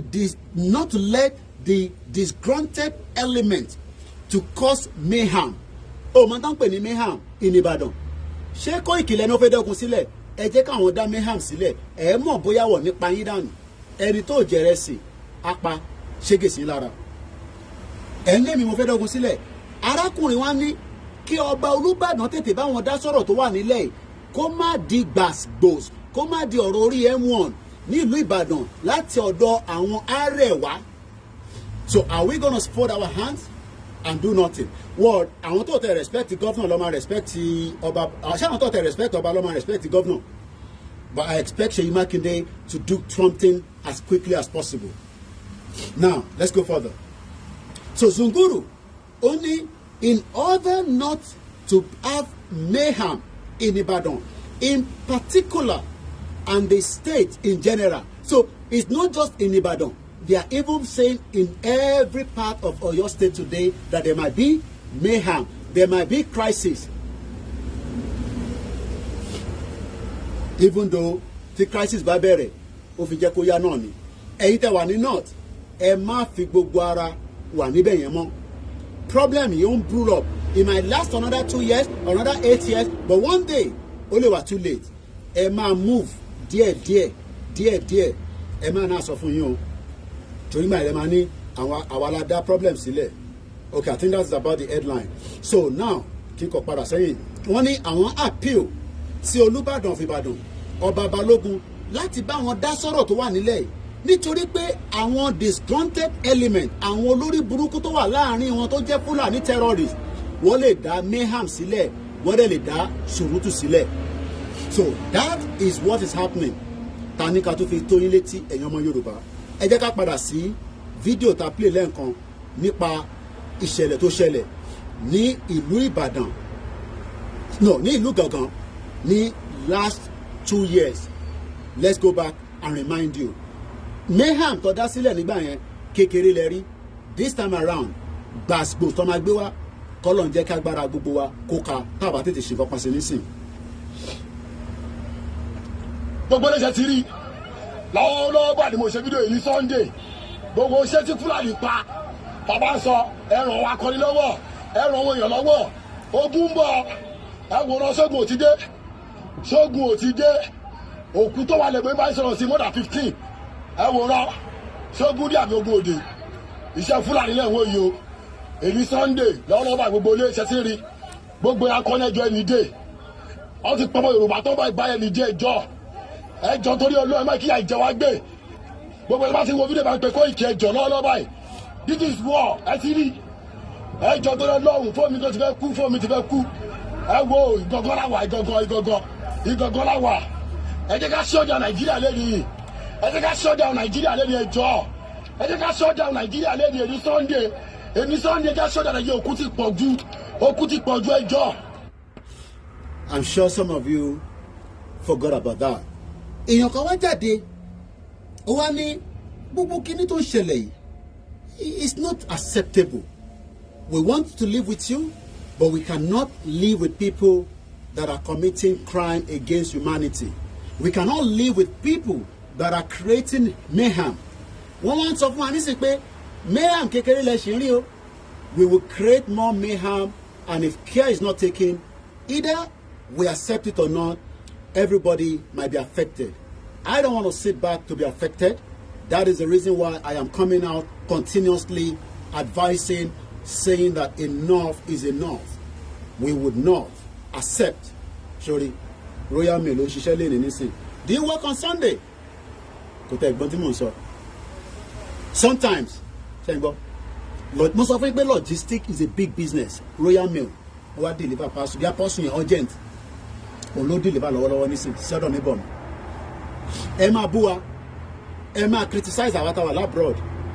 Ayé tó dáa là ń gbé. Lótìtọ́ kí ni ẹ̀kan sọ pé what makes you think it is not going to happen? Ẹni tó bá ní kò ní happen náà nìyẹn. Tó bá dẹ̀ ti happen gbogbo ẹjọ́ máa rí náà nìyẹn. Ṣèbí kò ní happen láàrin tí ogun kan lọ lágbàáyé. Kan lọ má jẹ́ kó happen náà là ń bẹ Ọlọ́run fún. Tó bá dẹ̀ ti happen ó happen náà nìyẹn. So mo fẹ́ play one more video. But tabakọ lè ṣí call because mo fẹ́ parí program in less than half an hour because I have other things to do as well. Mo kí gbogbo alẹ́ nǹkan sí pé a kú bójú ọjọ́ ṣe rí lẹ́nu ọbẹ̀ Elédùmarè kò ní fèmí sílẹ̀ kò ní fi ẹ̀yìn sílẹ̀ wọn ní gbalẹ̀ Yorùbá mọ́ wa lọ́wọ́ gbogbo ẹni tó bá ní studio number wa máa fún yín láàyè kẹ́ bá wa dá sí kí lẹ́yìn rí sọ̀rọ̀ tó wà ńlẹ̀ kọ́ má ní pé ẹ̀kọ́ ìkí tí ẹ ti pọ̀ jù ṣé wọ́n nìkan lọ́mọ Yorùbá ni ẹ̀yin náà lè bá wa dá sí ẹ má bínú mo lè ka comment yẹn púpọ̀ because of the sun rail gbogbo yín pátápátá náà ni mò ń kí láti gbogbo ibi tí olúkálukú wa wà. Bàbá ríyàn méjì mẹ́ta tó fẹ́ dá sí ká tó máa tẹ̀síwájú, if not a máa mú ètò yẹn wá sílẹ̀. Mo kí gbogbo ẹ̀yin tẹ̀ ń wò wá ní gbogbo ibi tẹ̀ tí ń wò mí pátápátá, ẹ̀yin tẹ̀ ń náwó rẹpẹtẹ láti fi mọ bí nǹkan ṣe ń lọ. It is very very expensive, especially with all this. Kò jẹ́ kí internet wá expensive, but because it is Nigeria, it is very very expensive. Mo kí jaya tó bá wá ní báwo ni ti tọ̀dọ̀ tí wá ṣe.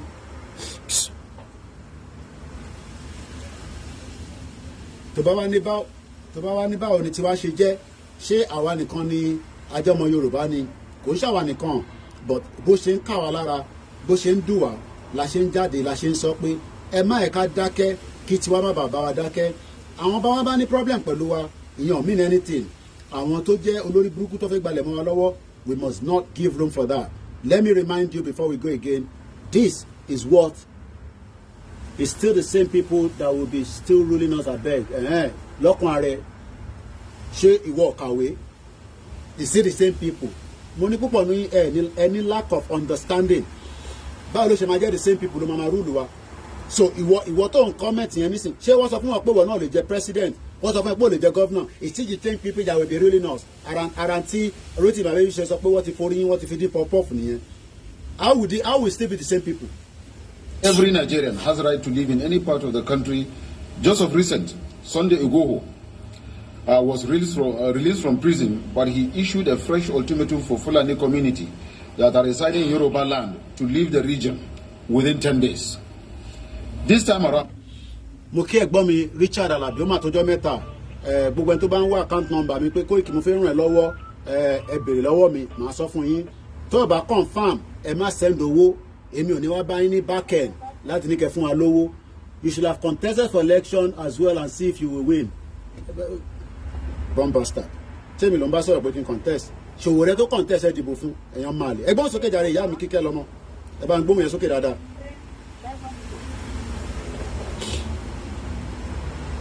Ṣòwòrẹ́ wà nílé ẹ dìbò fún, kí ló dé ẹ dìbò fún Ṣòwòrẹ́? Ṣèbí Ṣòwòrẹ́ bẹ́tà ju Tinubu gan lọ. Ìbí Jagaban lẹ fẹ́. Ẹgbọ́n sókè ìyá mi, mo ń gbọ́ yín. Hello.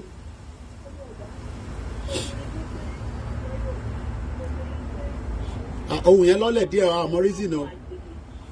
Àwọn ará kọ́ ó ti bẹ́tà nísìn. wọn kì í ta ilẹ̀ wọn mú anybody ní Arab. Kò sí bó ṣe lè ní owó yẹn tó bá fẹ́ dá iléeṣẹ́ sílẹ̀, o gbọ́dọ̀ wà lọ́ndà ọmọ onílùú tó máa sanwó fún ọmọ onílùú yẹn ní every month. Ṣé ti eyín sá? À ń gbádùn ìyá mi. O gbọ́dọ̀ wà lọ́ndà ọmọ onílùú. O gbọ́dọ̀ wà lọ́ndà ọmọ onílùú, kò sí bó ṣe ní owó yẹn tó wọn ò ní gbà. O gbọ́dọ̀ wà lọ́ndà ọmọ onílùú tó máa sanwó fún ọmọ onílùú yẹn ní every month. Wọ́n ń talẹ̀ wọn. Ọgbọ́n yẹn àwọn Fúlàní yẹn wọ́n ti lọ gbọ́n ọgbọ́n yẹn wá láti ilẹ̀ Arab. Àwọn ọba wa tá a jẹ nínà alátẹnijẹ ni wọ́n. Nǹkan tí wọ́n jẹ báyìí ni tó bá ti rí owó, gbogbo nǹkan tó ń ṣe wọ́n ti tán. Àwọn bàbá yẹn ṣebí tó kọ́ tí bàbá olóyè tó ń dé gbogbo tó ń jà fún lélẹ̀ pé kí àṣẹ lè padà sẹ́nu àwọn bàbá yìí. Bẹ́ẹ̀ni. Àtàwọn ọba wa tára bá ṣe ń sọ̀rọ̀ wọ́n rò pé bí à ń bú wọn ni wọn ò dẹ̀ mọ̀ pé à ń pè wọ́n sákìyèsí. Àìbẹ́wò ní jẹ́ ìbẹ́wò lárẹ̀wá tí náà máa ti gé bọ́ ọba nídìí báyìí ní sí kí làwọn á ṣe sí yẹn báyìí kọ́ lọ́n kó ṣàánú wa.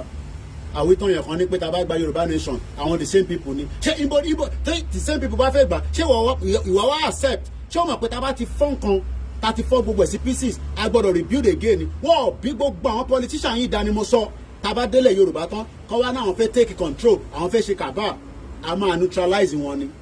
Tó o bá mọ tán pè bẹ́ẹ̀ lọ́wọ́ lórí social media a máa neutralize wọn ni because a ní accept yẹn. Nàìjíríà ò ní fún yín láyè yẹn nísìn because wọ́n ti wà in caucus. Ẹgbẹ́ mùjẹ̀mùjẹ̀ ni wọ́n àti Yorùbá ni àti Igbo ni, they are all blooded the same thing, but tá a bá débi tá à ń lọ it will be a new fresh a new start. Fẹ́ yẹn ẹ̀rẹ̀ ń jẹ̀yà. I'm sure pé tó ń sọ̀rọ̀ yẹn inú Nàìjíríà ló wà. I'm sure pé ilé face me and face you ló ń gbé. Nàìjíríà ti tóbi jù àní pé ìlú ìpín ojú wa lè kára wa. ẹ sọ pé ká pín ẹni tó bá fẹ́ jẹ gómìnà kò ní lè sá lọ pé tá a bá débi tá à ń lọ the same kò ní lè people sá lọ sí. because that is the mentality tó gbé sí yín lórí ẹ má bínú ìyá mi jàre tí mò ń sọ̀rọ̀ ègé tí mò ń sọ̀rọ̀ sí ilé ẹ má bínú. because nígbà tí gómìnà bá jẹ gómìnà ní ilẹ̀ Yorùbá tó wá lọ sùn sábùdà. Yàyà Bello lórí burúkú kò gbé ní state Àbújá ló ń gbé helicopter ló fi ń wá sí state lójoojúmọ́ láràárọ̀ olórí burúkú somebody. ọ̀tá bá gba ilẹ̀ wa ó ti wá máa kára wa. bẹ́ẹ̀ni. ìwọ tó bá fẹ́ jẹ olórí lé wa lórí a máa mọ̀ ìpè òkè o ìdílé báyìí ló ti tájì. even gan ṣẹ́tẹ̀rí gbogbo yẹn what people don't understand is there will be a new constitution we will start afresh amani political party o fẹ́ ṣe party ni o fẹ́ ṣe bí eré mi nísìn I'm a member of the Labour Party ìjọ mo ti bá wọn ṣe party kìíní kankan rí ṣé mi tí mo wá bí ṣe máa jẹ bí ṣe máa mú ṣé mi tí mo wá bí ṣe máa jẹ bí ṣe máa mú. ṣẹ́rí gbogbo àwọn tó ń kọ́mẹ̀tì lórí Facebook àti lórí YouTube yẹn wọn ò ní common sense. ìyẹn la ṣe ń láti máa educate yín ìyẹn la ṣe ń try láti máa educate yín we are not here to curse you we are not here but ó dà pé understanding yín ẹ ṣe ń wò pé tá a bá débi tá à ń lọ yẹn àwọn the same set of people yẹn náà ló máa jẹba lórí yín ó dà pé orí yóò kù ẹ tí ní understanding yẹn. àwọn kan tó máa sọ pé ṣe báwọn politician ṣoṣo àwọn kan tó máa sọ pé ṣe báwọn. bẹ́ẹ̀ni Obiano tó jẹ́ governor Anambra State former Anambra State governor àbí nǹkankan America ló ń gbé nísìn òun ò ṣe wà ní state ẹ̀mọ́ nísìn they will all run away they will not be able to live with us because wọn ò ní lè accept pé rule of law ó gbọ́dọ̀ wà nílùú tá a bá ń gbé kò sí rule of law ní Nàìjíríà lẹ́nu and that is why they are disturbing me. Mr. Queen ìlú tá a wà yìí mélòó ni gbogbo wọn mélòó ni wọn nílùú tá a wà yìí mélòó ni wọn kára wọn mélòó ni wọn mélòó ni gbogbo wọn. kò ní da fún bàbá ìwọ tó ní àmọ́ àtọ́nà wa olórí burúkú ọmọ àlè kò ní da fún àwọn tó bí ẹ àwọn tó bí ẹ ọlá gbẹ àwọn tó bí ọ ní jèrè ẹ Fúlàní máa pa yẹ ọ máa pa bàbá ẹ olórí burúkú ọmọ àlè bomb bastard. ẹ máa wo béèyàn bẹ́ẹ̀ yẹ ó lè jẹ́ pé àwọn tó máa wá tọrọ owó lórí Facebook. ọmọ wa tí ọmọ wa irú àwọn yẹn ló máa ń wá Oríyọmí Hamzat àti bàbá alágbàlà tó máa fún yín lówó àwọn bàbá alágbàlà àwọn bomb bastard bàbá tó bí ọ̀ní jèrè ẹ̀. àwọn tó wà lábúrò. wọn ò ní jèrè ẹ̀ aṣọ àti ṣé mú kí yẹn káàbọ̀ sórí ètò. ṣèbá ọ̀nà lọ tó tẹ̀lé àwọn politician nígbà tá a sọ fún ẹ pé kọ́ máa dìbò pẹ̀ tán bẹ̀rẹ̀ sí ní pàtó ń sọ̀rọ̀ gbogbo wa ń pariwo sí pé ilé yóò sì lè mọ ẹ̀jẹ̀ bẹ̀rẹ̀ wọ́n ní fáwọn tó wà lábúrò wọn là ń sọ̀rọ̀ sí wọn. The weather is good. wọ́n là ń sọ̀rọ̀ sí wọn pé ṣe bá a sọ pé àwọn la lọ dìbò. Alright. ẹni kọ́lẹ̀ lọ dìbò ní abẹ́rẹ́ yín pé ká lọ dìbò fúngbà tá a ń kígbe pé ká máa lọ dìbò ẹ̀dá wa lówó ẹni pé àwọn la. tọ́ba ní kí n calm down ẹ̀yin ṣe sọ fáwọn politician yín kọ́ calm down ẹ̀ ṣe lọ sọ fáwọn politician yín kọ́ calm down àwọn politician yín tó ń dòyà yín tó ń bá yà yín sùn tó jẹ́ kẹ́ rí ṣe bomb bastard ẹ̀yàn máa lè kò ní da fún bàbá ìwọ tó bá ní kí n calm down bàbá ò ní ṣoríire ẹja fẹ́ lórí ìlàyé ìyá rẹ̀ ìyá mi ẹ ní calm down àwọn politician fìyà jẹ yín ẹ ní kọ́ calm down ẹ ní kúure ẹ lọ sọ fáwọn politician yín àti APC àti PDP ọmọ iye tí APC jẹ ní Nàìjíríà ẹgbọ́n òsókè ẹni tó bá tún fẹ́ pè wọlé bomb bastard ẹ̀yàn máa lè ẹ lọ sọ fún wọn ẹ ní sẹ́kẹ̀mí calm down politician ti rape yín wọ́n ti rape bàbá ẹ wọ́n rape yẹ ẹ wọ́n rape gbogbo wa wọ́n gba gidi lọ́wọ́ wa wọ́n gbé gbẹ̀dù lé yín lọ́wọ́ èmi ṣe mu títàn nísìnyí olóṣì ògì nísìnyí ò lè mú ní Nàìjíríà kò ní da fún bàbá ẹ ìwọ tó bá sọ pé kí n calm down ogun lákàáyé máa wọlé pa ẹ ni wọ́n pa àwọn èèyàn wọ́n bá àwọn èèyàn sùn mò ń bá ìgbọ́n mi ní Morocco ẹni sùúrù òní kí n calm down lọ sọ fún Tinubu pé kó calm down bàbá gọ́sìmẹ̀ bomb bastard èmi ló kàn gbóhùn sókè láti Morocco kò ní da fún yín èèyàn máa lè ìpele máa gbà láàárọ̀ Sunday ẹgbọ́n sókè má bínú ẹ káàbọ̀ sórí ètò. bó ti jẹ́ ẹnìyẹn ìpínlẹ̀ ni pé irú àwọn báńsà ìní tó bá jẹ́ pé ọ̀rọ̀ bó tó bá ti ń bọ̀ ní ìjọba tó ti fún 1,000 ìsìn ẹ̀rọ ni tí wọ́n tún máa sáré káàkiri àti wọn. ẹ tún lọ máa dìbò ní 2027 ẹ̀yin òbí ṣèbẹ́ ti fẹ́ dìbò ní Kogi state sí. irú àwọn wèrè tẹ́ ń kéjì break fáwọn àwọn èèyàn nínú tí wọ́n lè mẹ́ta wọn lóò irọ́ ni wọ́n ń pa irú àwọn olórí gùn nu. ọmọ senator former governor Ogun State àtàbí kẹ́dábírí London bíbẹ̀ láwọn ọmọ ẹ̀ ń gbé àwọn méjèèjì tán ṣe kí bọ̀rọ̀ kì tán bímọ sí bíbẹ̀ olórí burúkú ìwọ jókòó sí Nàìjíríà ó ní pé kémi calm down èmi ń jìyà fún wọ kí ó pé kí ayé wa lè dá ṣé ìyá ń jẹ mí ni dídá fún gbogbo yín bomb bastard ni. ìmọ̀ bọ́lá wo ètò ìyá wa Yorùbá wuyì ní pé ọmọ Yorùbá tó wọ́n kún síta tẹ́ ń sùn níta nínú Èkó wọ́n náà mọ̀ yẹn kún síta tí wọ́n sùn ní ìta nílé tẹ́lẹ̀ ni ṣé wọ́n kọ́lé fún wọn ni wọ́n kọ́lé fún wọn náà. oyún ò ní làákàyè à ń sọ pé ìyà ń jẹ wá olórí pé mi ò ní làákàyè. ọba lọ́nà fẹ́ ti gìbọ̀ nídìí báyìí nísìn tẹ́ ẹ kínú máa bí gbogbo wa ó ń sọ pé kémi calm down ó lọ sọ fún Ayọ̀wá tó fẹ́ ti gìbọ̀ ọba nídìí nísìn pé kó calm down ó lòṣì. a gbọ́dọ̀ support ọba bẹ́ẹ̀ ni a gbọ́dọ̀ support ọba bẹ́ẹ̀ ni agbọ́dọ̀ support agbọ́dọ̀ mọ bí tọ́ba náà fi ìtura yẹn torí ọgbọ̀n gbọ́dọ̀ ní sùúrù. ẹ ṣe gan ni ìyá mi aláyọ̀ kò ní bàjẹ́ fún yín ẹ ṣe gan ni ẹ ṣe gan ni mo dó lórí mission mi. ẹ ṣe gan ni bàbá mi ẹ bá tó fẹ́ lómi láyé kó bọ̀ jẹ́ ṣúkúṣúkú náà ní ṣúkúṣúkú ni because kó kẹ́ mọ̀ pé ní Sunday gbogbo ẹni tẹ́ ṣe services àdúrà yẹn gbà I am not here to cause serious Yoruba people but ọmọ alẹ́ Yorùbá tó wá sí bíbá màá bú bàbá ẹ̀ màá bú ìyá ẹ̀ ọmọ tó kọ́ dáadáa ni mí lọ bèrè Kóìkì olóyè Kóìkì tí ó Ebenezer Obeki bàbá tèmi ni ó ta ni bàbá tiẹ̀ so èmi ò ní reason láti máa jìyà títí di wákàtí ìyá tó bí mi ti rí first sign ó ti sá kúrò Nàìjíríà as far back as in the 90s níyá mi ti kúrò Nàìjíríà ẹ̀yin wà Nàìjíríà nísìn òun ní pé kí n calm down kò ní da fún bàbá tó bí ẹ ṣé pásítọ̀ ẹ lè sọ tèmi sọ fún ẹ ṣé ìmáàmù ẹ lè sọ fún ẹ ṣé babaláwo lè sọ fún ẹ àwọn politician ti lọ́ọ̀kì yín mọ́lẹ̀ wọ́n ti so pọ́nrán yín tó bá yẹ pé ẹ ló fẹ́ understand ẹ̀ ń bímọ àwọn ọmọ yín ò lè wọ̀ láǹfààní kankan tó fẹ́ ṣe fún yín Zulu ń sọ fún wa pé wọ́n máa wipe Nàìjíríà off oníkèmí calm down sásìkò ilé ẹ̀ka calm down nígbà tí Tinubu wà níbẹ̀ kò jẹ́ ká máa sọ fún Tinubu pé in tó ń lọ nílẹ̀ Yorùbá our concern wọn náà máa ti gí bọ́ba Olúbàdàn nídìí ìyẹn ọ̀kan yín lára olóṣì oníkèmí calm down kò ní da fún bàbá ìwọ tó bá sọ bẹ́ẹ̀ ìpìlẹ̀ máa gbà especially ẹ̀ tẹ́wà lórí TikTok yẹn lórí burúkú ẹ̀rọ kẹ́mi ṣe give away ní bíbá ẹni ẹ lọ bá Davido àti Túndé Edna tó fún yín ní 5,000 naira yóò lòṣì kò ní da fún yín ẹ̀ ní ṣoríire gbóhùn sókè ẹni tó ń pè wá ẹ má bínú sá ẹ má bínú èèyàn gidi ẹnu kí mo kí sọ̀rọ̀ báyìí ẹ má bínú àwọn ọmọ àlè yẹn ni mò ń bú especially ẹ̀ tẹ́wà lórí TikTok ìpìlẹ̀ máa gbà lẹ́nu mi èmi ò ń ṣàdúrà ní bíbá ìpìlẹ̀ máa gbé kúrò ó bẹ́tà kó má dúró lórí platform yìí ìbíbá yóò ń ṣe ibi tá a ti ń sọ̀rọ̀ okó àtòbò kò ní da fáwọn tó bí ẹni mo sọ fún ẹ àwọn tó bí ọ ní jèrè ẹ wọ́n ń pa àwọn èèyàn wa à ń sọ pé wọ́n ń pa wá wọ́n tún wọ́n fẹ́ pa ọba nísìn kàdákẹ́ tí ó dìgbà tó bá pa ọba wa ká tó jáde olùlòṣì bóun ṣe pé ẹ má bínú alàgbà tó ń pè wá ẹni ṣoríire. àkóso mi ò ní a máa sọ fún ẹ láyé. àṣẹ Èdùmàrè inshallah láṣẹ Èdùmàrè what God cannot do does not exist gbogbo ẹlẹ́mi ṣe mẹ́tẹ̀ẹ̀ta ni 3-1 ni Kóìkì ṣe ní dá fún yín ẹ̀gbọ́n sókè.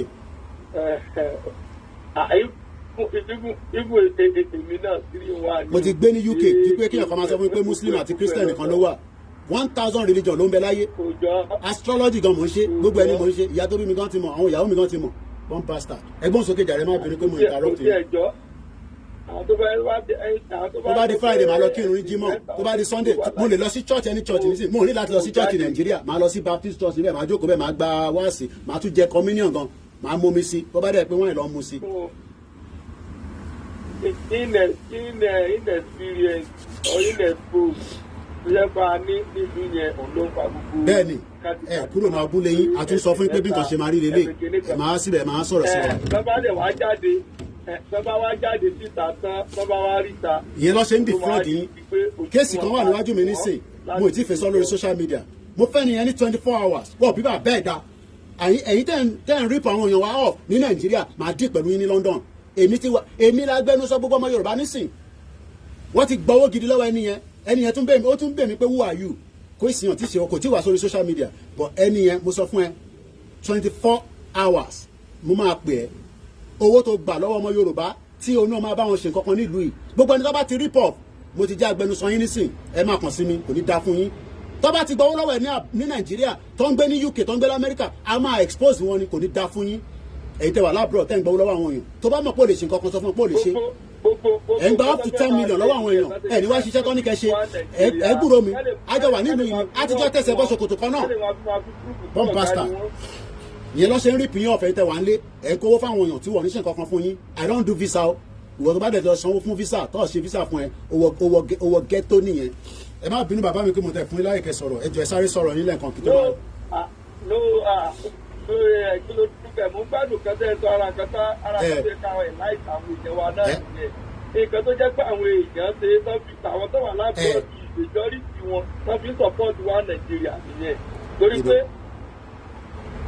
tó yẹ pé wọn ò tí ì lọ́pọlọ tí wọn ò tí wà tó kọ́ tí wọ́n máa jà wọ́n lólè tó bá tún délé àwọn tó máa fẹ́ kọ́ máa ṣe bàbá rere bàbá kẹ̀ lé àwọn tó yẹ kọ́ tiẹ̀ o fẹ́ kí n máa wá sílé kí n máa rán iṣẹ́ sáré bá ń lọ ra búrẹ́dì wá sáré bá ń lọ gbọ́mọ kan wá ìyẹn ló fẹ́ kí n máa ṣe.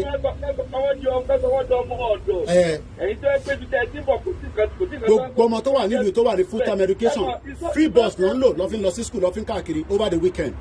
Mò ń rábà mò ń sọ̀rọ̀ fún yín mò ń enlighten yín èlé ìtẹ́ fún mi ṣé owó ẹ̀ pọ̀ ní ẹ ṣé gan ni thank you so much. ẹ ọtí fẹ́ lómi láyé ìdarí bàbá mi kó kàn máa jẹ́ ṣúkúṣúkú ni kó má yẹ pé Koiki nìkan ló sọ̀rọ̀ mo kàn fẹ́ kí ní ẹ̀mọ̀ káwa máa fẹ́ ní rẹ́kọ̀d torí pé kọ́ má bà ní Koiki nìkan ló wá jáde nísìnyí tó wá ń bú ọba èmi ò dẹ̀ bú ọba Ọlọ́run jẹ́ kémi bú ọba Ìgbòho tí náà gbọ́dọ̀ bú ọba kankan mọ́ we are here to agree and disagree but tó bá wá bú mi gan ní kí n káńtà máa fún ẹ lépè ẹgbọ́n sókè bàbá mi ẹ káàbọ̀ sórí ètò sà.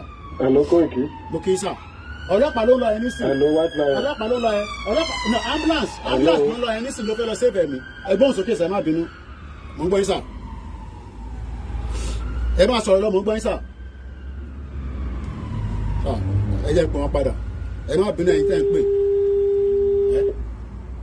à ń tọ́ láti enlighten ní ẹ fẹ́ gbọ́ ẹ tẹ̀ sí kọ́kọ́ gbọ́n kọ́ta fi sọ náà ẹgbọ́n sókè má bínú bàbá wa ẹgbọ́n sókè. Hello Koiki. Mo ń gbọ́ yẹn máa sọ̀rọ̀ lọ. Mo send the voice kan sí mo send the voice kan sí ẹ ní WhatsApp torí bó ṣe ta mí lára sí àti tí mò ń rí ló jẹ́ kí n send the voice tó bá ṣe play fún wọn kó sọ́dọ̀ àwọn ọba inú mi ò bá dùn tó bá ṣe play lọ́dún mi. ẹ ti rán mídíà ṣe ilẹ̀ ní gbogbo ilẹ̀ ní Koiki mídíà mo ń polówó ọjà bọ́tẹ́ bá ti jẹ́ nǹkan tá a fẹ́ jẹ́ kó dìlífà máa play nísìn. Mo bẹ̀ ẹ́ ni the first one is for these kings. For them to not sit down useless in their palace. All right, sir. Àwọn idiot tí o lè máa ránṣẹ́ sí president ṣáwọn náà ní ìlú ni ṣáwọn ni wọ́n ní ìlú tọ́kùtọ́ pé wọ́n fún president 2 weeks. Àwọn bá dẹ̀ jókòó síbẹ̀ wọ́n dákẹ́. Easy. Very painful situation. Ọ̀dà máa plẹ̀ mo ti rí méjèèjì máa plẹ̀ nísìn ẹ ṣé gan ni. Ẹ jẹ́ kí gbogbo ẹ̀yin olólùfẹ́ wa happy Sunday. Èmi náà ti gbọ́ sermon láàárọ̀ yìí mo ní sọ pastor ti máa ń gbọ́ lórí social media èmi náà ní pastor mi kan ti máa ń like program méjì ni wọ́n tó bá ti ń ṣe báyìí èmi náà máa ń jókòó pa síbẹ̀ tó bá ní amen èmi náà máa sọ amen kàn ní rí kí n comment ní kan tí bá comment yẹn lẹ́ máa screenshot ẹ máa ní bí a pastor tí mo ń gbéṣẹ́ fún nìyẹn no religion is not something inside caucus any religion eré tá a sọ níbi by self determination ní gbóhùn sókè láti Dublin ṣe ti ṣe night àwọn tó ti lọ ṣiṣẹ́ lélẹ̀ wọ́n wá send owó sẹ́yìn nílé èèyàn máa lè. bẹ́ẹ̀ni jẹ́ mọ̀ fáwọn àwọn máa ń pè wá káwa mú wa lé ní pé wọn mọ bó ṣe ń lọ tó rẹ̀ lọ́sọ̀ máa rán yẹn ni wọ́n bí páìpù happy Sunday èèyàn wa àwọn tó ní wọ́n ti dàrú àwọn tó láyé ó sọ pé kẹ́ calm down kò lọ sọ fún bàbá tó bí ń lé gbogbo calm down nítorí ẹ̀ ti dàrú wọ́n ń pa àwọn èèyàn wọ́n ń gbé wa lórí wọ́n ń gbé wa lójoojúmọ́ wọ́n ní ká má lọ sóko wọ́n ń rèpa àwọn ìyá wa wọ́n ń pa àwọn àti wọ́n ń pa àwọn bẹ̀rẹ̀ wa wọ́n tún destroy economy. àti ọ̀dà wálé wá ti náà kó wá pọ̀ wá dànù ìyẹn ò ká yín lára kò ju yín ò ká yín lára alẹ́ ẹ̀ láyé ẹ̀ tí mọ̀ pé ẹ̀ láyé ayé yín dàbí ìgbà tó jẹ́ pé wọ́n ti program ayé yín pé ìgbà yẹn òun ni kẹ́ wá jẹkú òun ni kẹ́ jẹkú tó yẹ lọ sí máa lọ́mọ Yorùbá kan tó sì máa dìde yí pé bí tó fẹ́ wá against Yorùbá nation àbúrò àwọn against pé Sunday Igboho sọ pé kí Fúlàní máa pa wá mọ́ ṣé kí Sunday Igboho sọ pé kí Fúlàní máa pa wá lọ ni ṣé kó sọ wípé kí Fúlàní máa pa wá lọ ni ìwọ tó ń sọ pé wọ́n kàn dà ìmọ̀ ń bẹ̀ lọ́wọ́ ẹ̀ ṣé kí Sunday Igboho bá sọ pé Fúlàní o ẹ máa pa Yorùbá lọ́wọ́ bó bá ṣe wù yín ìgbà yẹn inú yín máa dùn ẹ̀ káwọ́ sókè ẹ̀ pàtẹ́wọ́ ó kọ̀ dàbí ẹni tó dìgbà tó jẹ́ pé bóyá wọ́n ti gbé ọpọlọ wọn lọ. wọ́n ti ṣiṣẹ́ lé Nàìjíríà lórí iṣẹ́ ẹ̀gbọ́n mi àwọn tó ti ṣiṣẹ́ lé Nàìjíríà lórí kò ń sọ̀rọ̀ ẹ̀ ní wọ́n ti lọ́ọ̀kì Ọlọ́run ló ní kí àwọn baba ńlá wa àtàwọn kìrìsìtẹ́nì àti mùsùlùmí kan mẹ́tẹ̀ẹ̀ta là ń ṣe Ọlọ́run ló ní pé kí spirit wa kó tètè rise àbá wà nínú gálọ́ ni èmi náà bá máa ṣe bí ọ̀dẹ̀ bí dẹ̀dẹ̀rìn ẹ fẹ́ kí n máa ṣe bí dẹ̀dẹ̀rìn ẹ mọ̀ pé mo ti sọ̀rọ̀ bọ̀bọ̀ tó ń pè ní former Kebbi state governor Bagudu ṣé mọ̀ pé òun ni budget minister nísìn ṣé mọ̀ pé ó negotiate pẹ̀lú government òun ló wà lára àwọn tó ń kówó Abacha jáde ẹ̀yin jẹ́ kẹ́kẹ́ ẹni kí calm down àwọn tó rí pin off ẹ̀ lọ ní kọ́ calm down mo kẹ́yìn èèyàn gidi o ní kọ́ calm down. a ní pé ẹ jọ mo fẹ́ bí èyí kọ̀ọ̀kan lọ́wọ́ ṣe rí ẹ̀rọ commission ẹ̀rí ta Koiki ṣe rí ẹlòmíì nínú wọn ní ìmọ̀ bóyá ilé inú wọn ṣá wọn ò mọ history Nàìjíríà wọ́n kàn bí wọn sáyé wọ́n kàn lọ pé Nàìjíríà làwọn. àwọn Indomie ni ìyẹn náà la ṣe ń ṣàlàyé fún mi. Indomie generation wọ́n kàn jẹ́ sáyé wọ́n kàn lọ pé Nàìjíríà ní ẹ wá fẹ́ bírèkì Nàìjíríà wọ́n fẹ́ save Nàìjíríà. bàbá ọ̀rí Nàìjíríà save wọ́n ló fẹ́ save Nàìjíríà ẹ fẹ́ save Nàìjíríà. ẹ fẹ́ save Nàìjíríà. wàá sink pẹ̀lú ẹ̀bí Titanic ni o fẹ́ save Nàìjíríà. bẹ́ẹ̀ni o máa sink Nàìjíríà ò ní kọ̀ọ̀kan tó fẹ́ ṣe fún ẹ kó parí ẹ̀jẹ̀ lọ ṣèbí ẹ̀ láti kúrò ṣèbí ẹ̀ láti kúrò àwọn ọmọ mínísítà ní tó ń wá sókè òkun ìjọ wo lẹ́yìn rí kọ́ padà wálé kọ́ láwọn ń bọ̀ ní ìjọ wo lẹ́yìn rí. ìlú tó lúkálukú ń jẹ tiẹ̀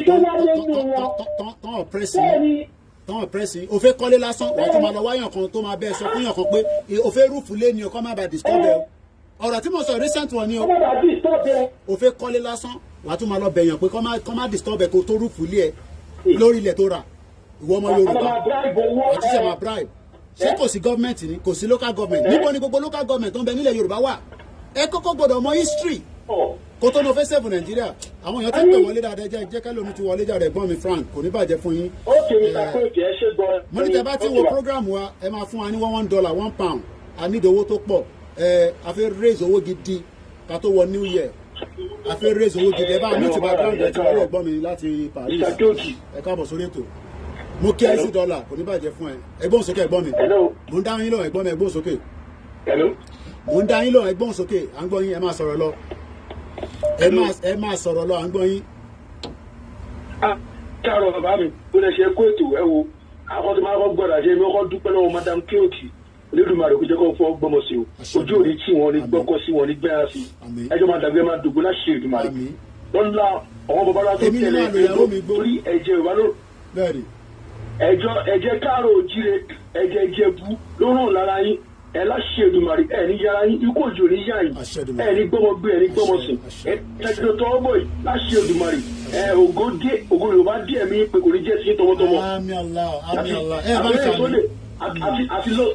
àtúnlẹ̀ Sunday Adéyẹmọ àti bàbá wa Akíntóyè bàbá wa àgbàlagbà Ọlọ́run máa fi ọ̀pọ̀lọpọ̀ ọdún kún ọdún wọn ní lọ́ọ̀sì mẹ́mórì wọn ní lọ́ọ̀sì iye wọn láṣẹ Èdùmàrè ìmúlẹ̀ ọdún kó wa torí láìsí ọgbọ́n láìsí òye wọn lè ṣe kankan ẹ̀mí ọgbọ́n yẹn Elédùmarè Ọbàtálá ọbàtá àṣà bá jogún ẹ̀ fún ọ láṣẹ Èdùmàrè lágbára Jésù Kristi.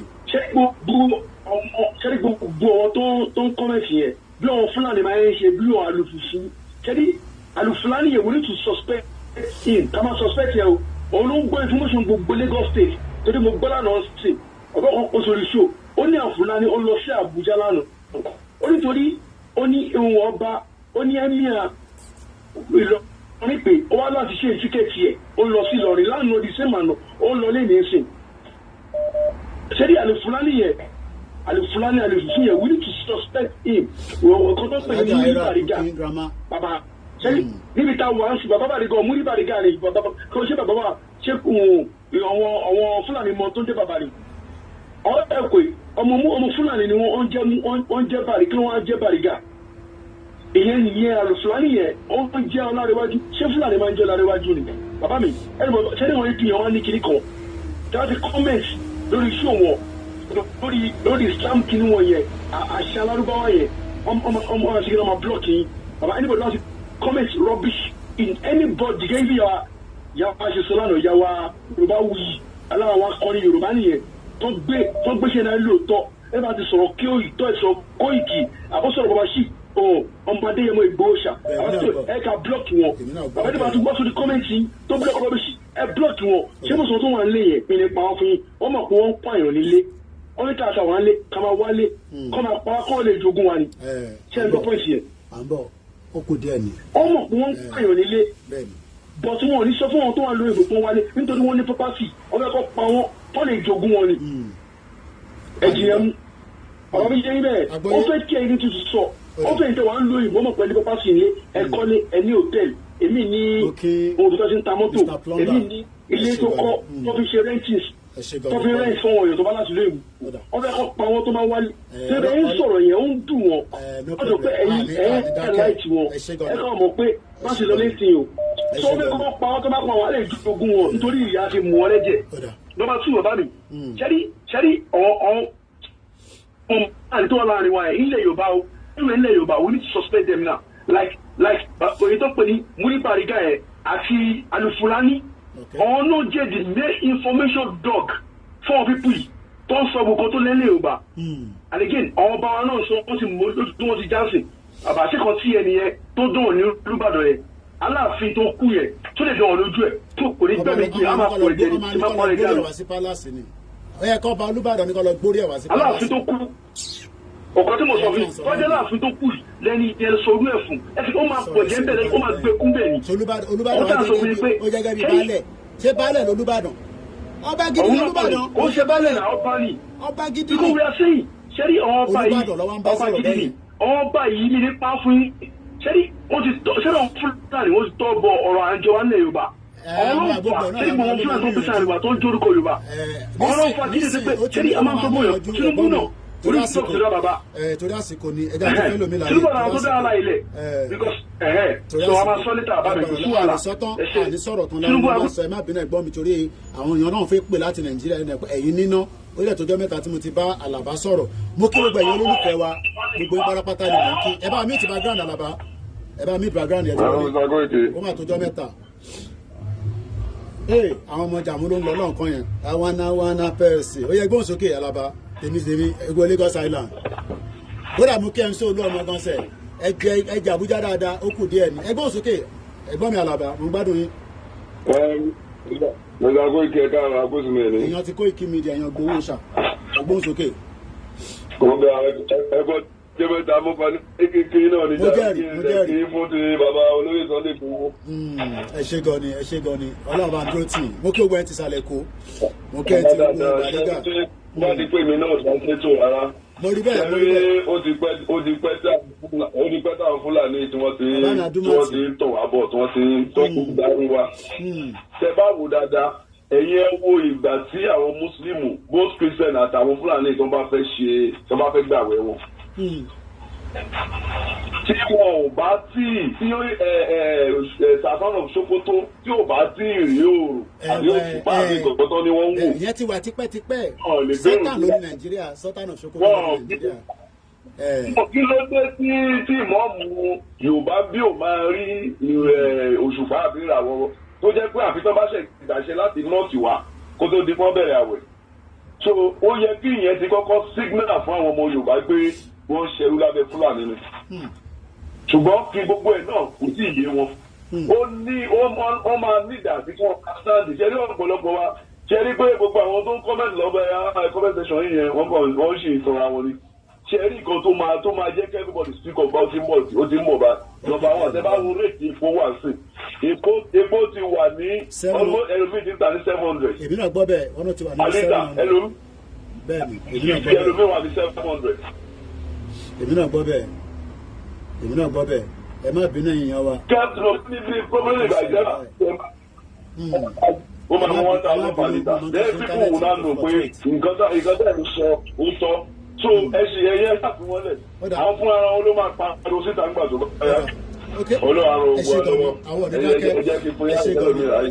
mo kí gbogbo ọmọ Yorùbá tó ń bẹ ní Nàìjíríà àní bá Fúlàní gbé bọ̀ mo fẹ́ mọ̀ pé Fúlàní tí mo fẹ́ bá gbé tó bá pààyàn a lè ní international ọmọ Yorùbá àti local nígbà tá a bá ti gbalẹ̀ wa tó máa lè fingerprint wọn pé Fúlàní yẹn ló pààyàn àdé lọ gbé tó bá jẹ́ the same thing ẹ̀yà míì náà ni bí Ìgbò ni Haúsá ni Yorùbá ni gbogbo ẹ̀yà tó ń bẹ ní Nàìjíríà ṣe rí ẹ má máa sọ pé ká má dá dúró it is the best interest right now ọ̀rọ̀ wa máa yíra wa à lè ṣe kí ni à lè gbégbé àlàáfíà kò wá ń ṣe pé torí Fúlàní pa wá nínú igbó la ṣe fẹ́ lọ a fẹ́ dá dúró gẹ́gẹ́ bí ìran kan a fẹ́ represent ìran yẹn ẹ bá gbọ́n sókè náà ní 3 minutes ẹ gbọ́n sókè ní kíákíá ẹ káàbọ̀ sórí ètò sà tó mo gbọ́dọ̀ gbé tó yẹ wálé ẹ máa sọ̀rọ̀ lọ ẹ máa sọ̀rọ̀ lọ ẹ máa sọ̀rọ̀ lọ ẹ máa sọ̀rọ̀ lọ. bàbá ẹ̀yin ọ̀pọ̀ wà nínú program èmi káfẹ́ gbé ìwé ni ẹ jẹ́ kí tóòsì program yìí lẹ.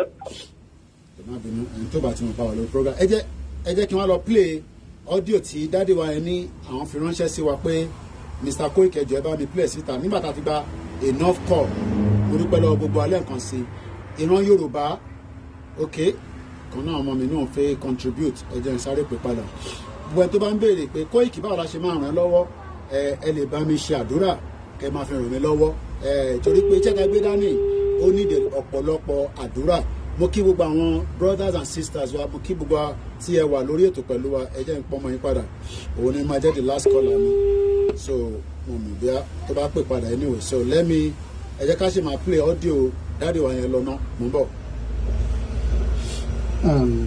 Koiki ló wá dó tiẹ̀ o àdúrà gbà o ò ní ṣiṣẹ́ ṣe o aṣẹ́dùmarè ò ní ṣiṣẹ́ o àmín gbogbo ìlàkàkà wa lórí Yorùbá nation kò ní já sófo mo fẹ́ sọ ọ̀rọ̀ kan o tí Ọlọ́run bá fún ẹ ní àǹfààní láti lè sẹ́ǹdì ẹ̀ káwọn ọba wọ̀nyí gbọ́ kò bá dùn mọ́ mi nú ìkíní nú ẹ̀ ṣé a fẹ́ sọ pé àwọn ọba wọ̀nyí ò gbọ́ nǹkan ṣe ní gàngán àtàwọn olùtọ́ ti ń pààyàn tó fi di pé àwọn ẹranko wọ̀nyí tó ń disturb wa tó ń fẹ́ jẹ́ kí àwọn àgbẹ̀ kan ṣiṣẹ́ níbí tó wá ń sọ pé àwọn àdá oúnjẹ dúró ǹjẹ́ táwọn ọba tán bá gbọ́ ọ̀rọ̀ yìí kí ló ṣe wọ́n tán parapọ̀ kí wọ́n dìde láti ní pé bẹ́ẹ̀ ti ń pa wá àfẹ́ mọ́ kán panupọ̀ kán ṣe mọ̀ nìkan kán ṣera wọn lọ́kan kán ṣe ń tó tọ́ kán ṣe ń tó yẹ láti gba Yorùbá sílẹ̀ nínú gbogbo wàhálà ìdààmú yìí wọ́n dákẹ́ wọn ò sọ̀rọ̀ ó ti ń súnmọ́ wọn bọ̀ ní wẹ́rẹ́wẹ́rẹ́ nígbà tó bá yá n tó ṣẹlẹ̀ ní Kánò Kaduna Sokoto Maduguri tí àwọn ìdíjì Haúsá tó wà ń bẹ̀ tán lẹ́nu ọ̀rọ̀ tó jẹ́ Fúlàní ló ń kọ̀ntrol wọn ṣé irú ẹ̀ náà fẹ́ kó ṣẹlẹ̀ nílẹ̀ Yorùbá ni mo fẹ́ ẹ jọ̀ọ́ mo fi orúkọ Ọlọ́run bá bẹ̀ yín ni tẹ́ ẹ bá lè play ẹ̀ láti ní kó dé ọ̀dọ̀ àwọn ọba wọ̀nyí kán lè kíyèsí kán mọ̀ pé kinní yìí màkànmákàn ni ó ń bọ̀ wá kàn wọ́n o ọ̀run yábọ̀ ní kí sọ̀rọ̀ ẹnìkan o wọ́n dákẹ́ síbẹ̀ wọn ò sọ̀rọ̀ àti Olúwo àti Aláàfin àti Ọọ̀ni of Ifẹ̀ Aláàfin gbìyànjú ó sọ̀pọ̀tì ṣùgbọ́n ó ní tọ́lọ́ fi ṣe tó fi mú lọ ó ní pé àwọn olódodo lọ síwájú ọjọ́ ibi kí bí má bàa bá Ọlọ́run mú lọ àwọn tó kù nǹkan ṣé wọn ò lè sọ̀rọ̀ ní àbí kí ni wà kí náà ń wò ó gbogbo wọ̀nyí kò tọ́ nílẹ̀ Yorùbá náà báwo la ṣe ń ṣe báyìí bá a ṣe kéré ata kéré bó ṣe kéré náà ló ṣe ń tani lójú wọn ò ṣe ṣígun fáwọn tó yẹ kán ṣígun fún kán lè gba àwọn pípò yìí kúrò nínú igbó tó ti ń ṣiṣẹ́ wàhálà wọn tó ti ń pani tó ti ń jáde wá láti inú igbó ṣe ibi tó fi dẹ́pọ̀ àwọn ọba mi ń sọ̀pọ̀tì wọn pé àwọn ń bọ̀ ẹ̀ máa sá lọ irú kí ni gbogbo eléyìí náà ẹ̀ẹ́dẹ̀ dúró nídúró pé ọba tó bá gbàbọ̀dì kílẹ̀ lu torí pé kí ni àwọn alálẹ̀ at least wọ́n wà ń bẹ̀ ká ké pè wọ́n tú àwọn ọba nígbà tó bá kọ̀ tí wọ́n ṣe tó tọ́ táwọn aráàlú bá dẹ̀ pariwo tá a pariwo fún wọn tí wọ́n gbọ́ bóyá ọkàn wọn lè ṣí bóyá ayé wọn lè ṣí wọn ò tún tán mú tó fi ń ba ayé wọn jẹ́ tó fi di pé emir ló wá ń pàṣẹ fún pírẹsidẹ́ǹtì àwọn aláìmọ̀kan àwọn èèyàn rádaràda wọ̀nyí tó ń pariwo nípa àwọn ti fún odidi pírẹsidẹ́ǹtì ní 2 weeks is it normal ṣé àwọn ló ní ìlú ni àbáwọn ni wọ́n pàṣẹ fún ìlú tó fi di pé wọ́n sọ̀rọ̀ ọ̀rọ̀ báyìí táwọn bá dẹ̀ dákẹ́ tí wọ́n wò tó ń sọ̀rọ̀ tá a máa dákẹ́ para wa tán ni àbá máa dákẹ́ kán gbàlú mọ́ wa lọ́wọ́ wọ́n ti pín kínní yìí ọ̀rẹ́dì Ọlọ́run fúnra ẹ ti pín òyìnbó ló ya aláṣejù àwọn colonial master wa ló ya aláṣejù náà so wá pọ̀ torí ó lè táwọn náà fẹ́ jà ẹ ṣe jẹ́ kí wọ́n fọwọ́sowọ́pọ̀ papọ̀ kí wọ́n rí bí òyìnbó ò bá ní dẹrù wa ń bí báyìí ṣùgbọ́n ọ̀nà tó gbà owó tán fi ń fún wọn láti torí àtẹnujẹ tá à ń para wa kò bójúmu wọ́n sọ ilé náà o Koiki tó bá ṣeé ṣe láti play bá mi ṣe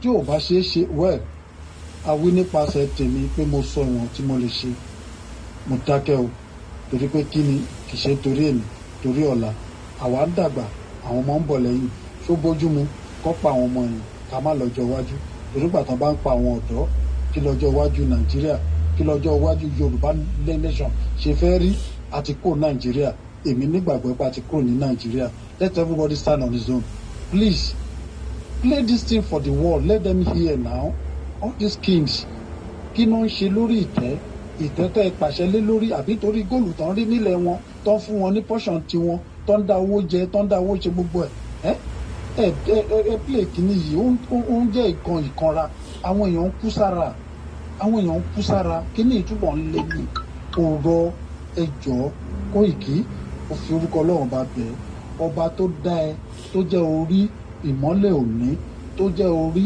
ọjọ́ ìní tó fi jẹ́ alágbẹnusọ Sunday Igboho òòdẹ̀jọ́ bá mi play kìíní ó bá jẹ́ pé o kọ́kọ́ máa play fún Sunday Igboho tó máa fún ẹ́ńgò àyẹ̀dì pé kò play òde play fún jọ́ nǹkan lera ó lera gbogbo assignment tẹ́mi gan sáré síbí sáré sọ NGO ní ìgbà kan ní tó ń sọ nílẹ̀ Yorùbá ìpèsè ibi tí mo ti lọ ní mo fi proposal lọ fẹ́ fi gba owó fún àgbẹ̀ wọn náà yàgbẹ̀ lówó ṣòbójúmu mi bá ń tú àṣírí àwọn èèyàn kọ̀ọ̀kan láti ní kó máa gbọ́ àdá pé èèyàn bá tiwọn jẹ́ wọ́n ṣe ní Yorùbá inú wọn ò bò ẹnu tí ò bò ẹ wádìí wò àwọn NGO kan wà tó jẹ́ pé wọ́n náà fún àgbẹ̀ lówó ló jẹ́ sáré dọ́dọ̀ ẹ̀ ń gbà yẹn but I didn't hear anything.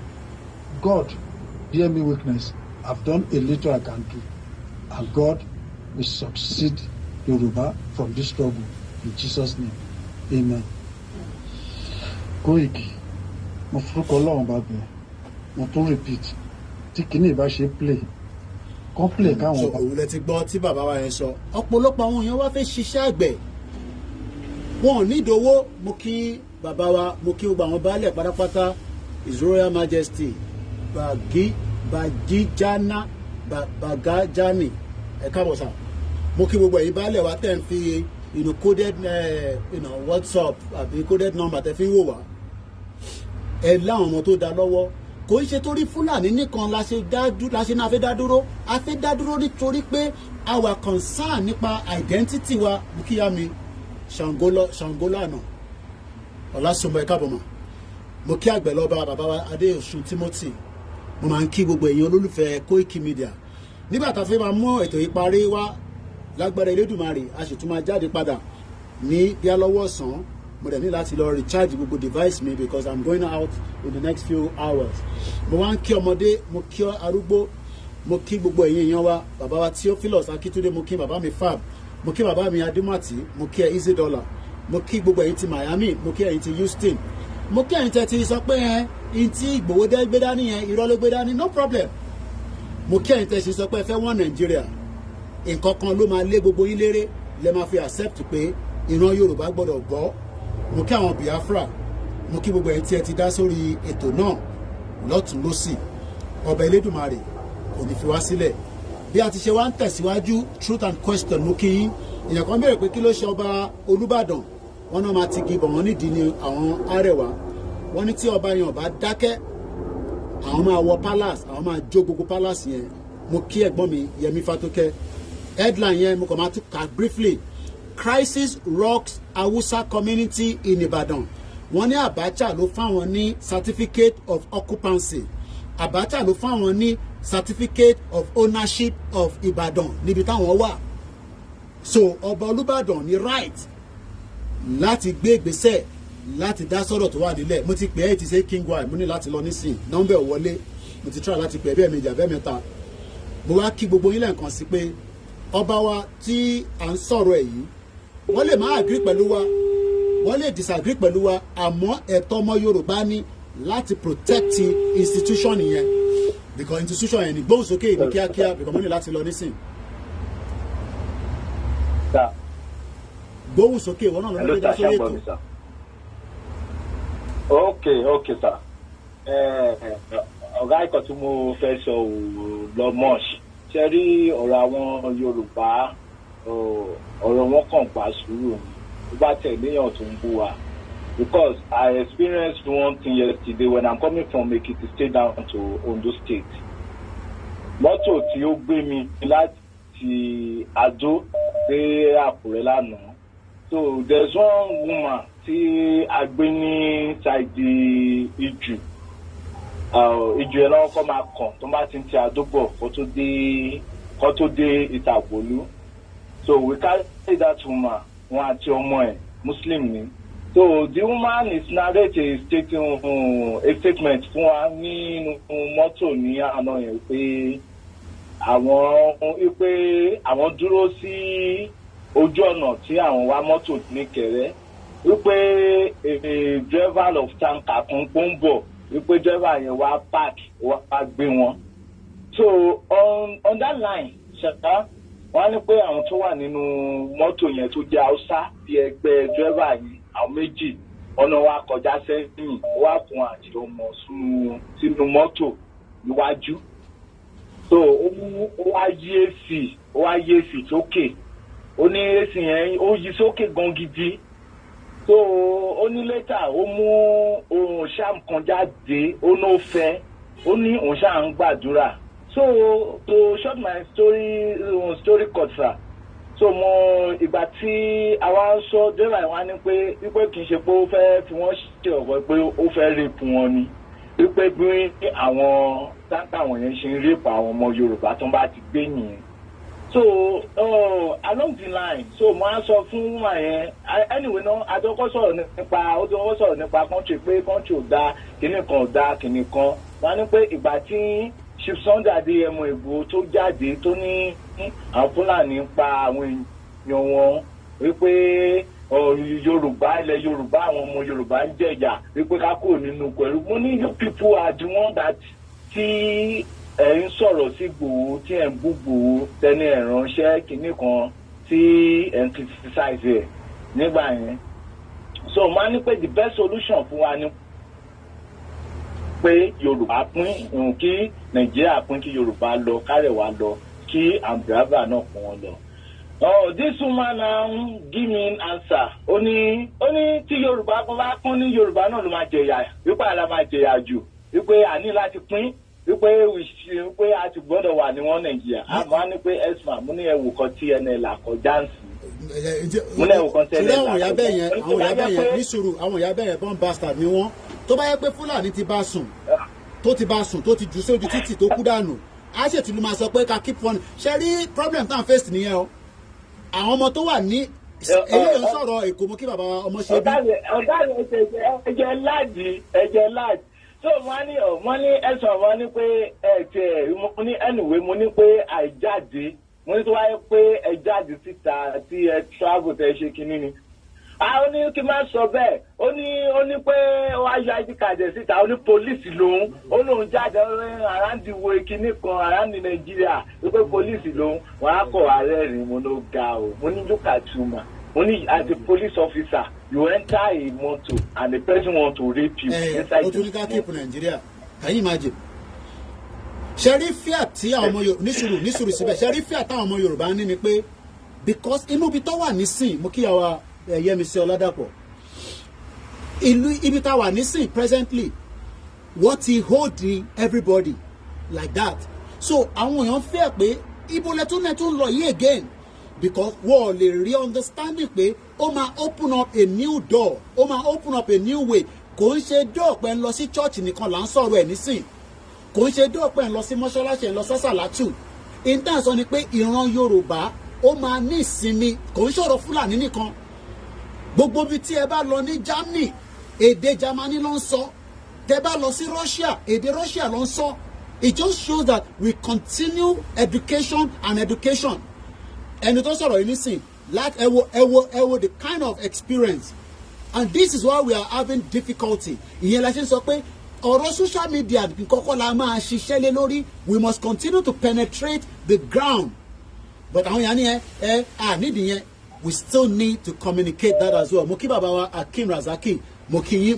gbogbo mùsùlùmí mo kí gbogbo àwọn scholar ó ṣe gan ni for this very beautiful experience lára àwọn Koiki Media team náà nìyẹn tí wọ́n bá wa ṣiṣẹ́ takuntakun ó ṣe gan ni for that reportage and that was a very good one as well ilé òde ń ṣe story in tó ṣẹlẹ̀ sí ni lára ọmọ mi yìí kẹrì ó máa ń bínú gan mo ní wọn bẹ́ẹ̀ mẹ́ta ni wọ́n èmi ni mò ń kọ́ṣán ni wọ́n máa ń bínú jèmi gan lọ mo ní ẹ̀mọ̀ pé Nàìjíríà lèmi wà ẹ̀fẹ̀ mi àti wọn sílẹ̀ so ó ṣe gan ni a máa sọ̀rọ̀ lẹ́yìn o as well so ẹ̀yin èèyàn wa tẹ̀sí fẹ́ pé a láti lọ because of the time a láti lọ ẹ̀jẹ̀ ń gbé aláwọ̀ bàbá àwọn tó wà lórí mixlr òun náà ti bínú tán láàárọ̀ yìí gbóhùn sókè ní kíákíá aláwọ̀ bàbá mo kí àǹtẹ̀ wà lórí mixlr inú yàrá lẹ́yìn wà ní laptop yẹn tí ń ṣiṣẹ́ mo lè ka comment yín síta ó yá gbóhùn sókè.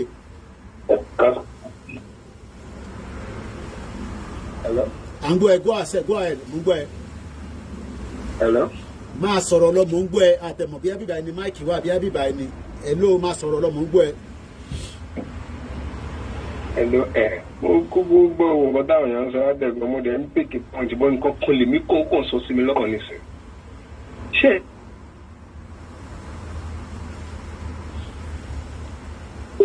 network location 9 6 hours journey ẹ wo network àwọn máa lọ bí ilẹ̀kẹ̀dí ìjọ ìlànà máa ṣe gbélé ìdá àwọn kan dẹ̀ mẹ́kọ̀ owó lórí gbogbo àwọn kíní tẹ̀sán ẹ̀yà ó ti padà wà á ń gbọ́ ẹ̀ kò sí office lẹ́ǹkan à ń gbọ́ ẹ nísìn a ti ń gbọ́ ẹ padà nísìn. Hello. Oh my God. mo pe ṣé possible kí president kàn issue certificate káwọn bá yẹn kó sọ pé àwọn ò mọ̀ ní 94 lẹ́lẹ́bí páwọn ò mọ̀ pé ẹnìkan issue certificate láti federal fún ẹ̀yà kan láti wá máa jẹ gàba lórí àwọn ẹ̀yà kan lọ́dọ̀ ṣó fẹ́ sọ pé àwọn ò mọ̀ ni. wọ́n mọ̀ ọ̀sẹ̀ máa náà wọ́n mọ̀ wọ́n mọ̀. gbogbo àwọn leader gbogbo àwọn leader gbogbo àwọn leader community àwọn gbogbo àwọn leader community pátápátá àwọn tẹ̀lé ó ti lọ ṣe àwọn meeting kan pẹ̀lú àwọn people.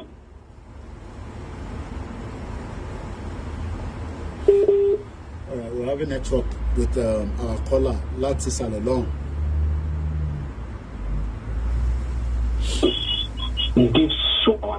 Hello. Má sọ̀rọ̀ lọ brief quickly because network yẹn ń lọ ń bọ̀. Má sọ̀rọ̀ lọ. wọ́n ti plan kìíní right from day one. Yes, before all this thing bó ṣe gba note márùn-ún ní lọ́wọ́ bla bla bla bla wọ́n ti plan ẹ̀ lọ́dọ̀ tiwa náà.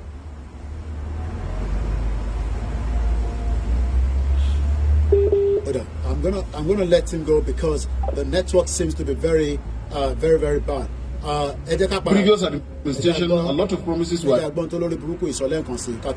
was released from prison, but he issued a fresh ultimatum for Fulani community that are residing in Yoruba land to leave the region within 10 days. This time around, we, the Northern Consensus Movement of Nigeria, will do everything possible to stop that move. And if he refuses to listen if he resists to listen, then we have no option rather than to ask Yorubas that are resident in the northern Nigeria to also. They are not even telling Yoruba now. Wọ́n sọ pé nílẹ̀ wa pé ọba Olubadan àwọn máa ṣe kí ni àwọn máa pọ́n palace because Abacha ló fáwọn ní certificate of ownership. Ẹ jẹ́ kí n ka ibẹ̀ yẹn and I have to start going now because mo fẹ́ pẹ́ mọ́ púpọ̀. In his own, the Saki Samari of Shawu Arab of Nigeria, Muhammad said the federal government led by the late General Sani Abacha appointed the Mai Sani as the chairman of the council. The Abacha ló fún ní chairman of the council. Gbogbo àwọn Hausawa from the affected state where they endorsed the decision of the government. He was given the certificate as confirmation. So you, Olubadan of Ibadan, oh, ní right kankan. Eléyìí ti kú mo dẹ̀ fẹ́ pákó lórí kókó ẹni ó ti lọ nìyẹn. So sí nǹkan tá a máa ṣe sí tàbá nínú ọ̀la màmá manage. Pé Olubadan of Ibadan kò ní right kankan láti ṣe kíni láti remove anybody. Tó ẹ̀yin ọmọ Yorùbá àníri jù bẹ́ẹ̀ lọ láàárọ̀ ìkọ́bẹ̀ Elédùmarè kó wà pẹ̀lú ìran wa. Ẹni tó bá dẹ̀ sọ pé òun ò kíá kí Fúlàní gba ìran kó gba ilẹ̀ mọ́ wa lọ́wọ́ no problem. Èmi ò kúkú nílẹ̀ kankan tí mo fẹ́ rà for now torí pé àmọ̀ bí ilẹ̀ tẹ́ fẹ́ rà gan sef ọwọ́ Fúlàní ni torí púpọ̀ nu ìtẹ̀ náà ń talẹ̀ tẹ́ ń ra lẹ̀ bóyá ilẹ̀ Fúlàní gan òun lẹ̀ ń rà lẹ́ ń tà problem tí nìyẹn kò ṣe problem tèmi ẹja kọ́kọ́ gbẹ́lẹ̀ ká tó máa lọ ná.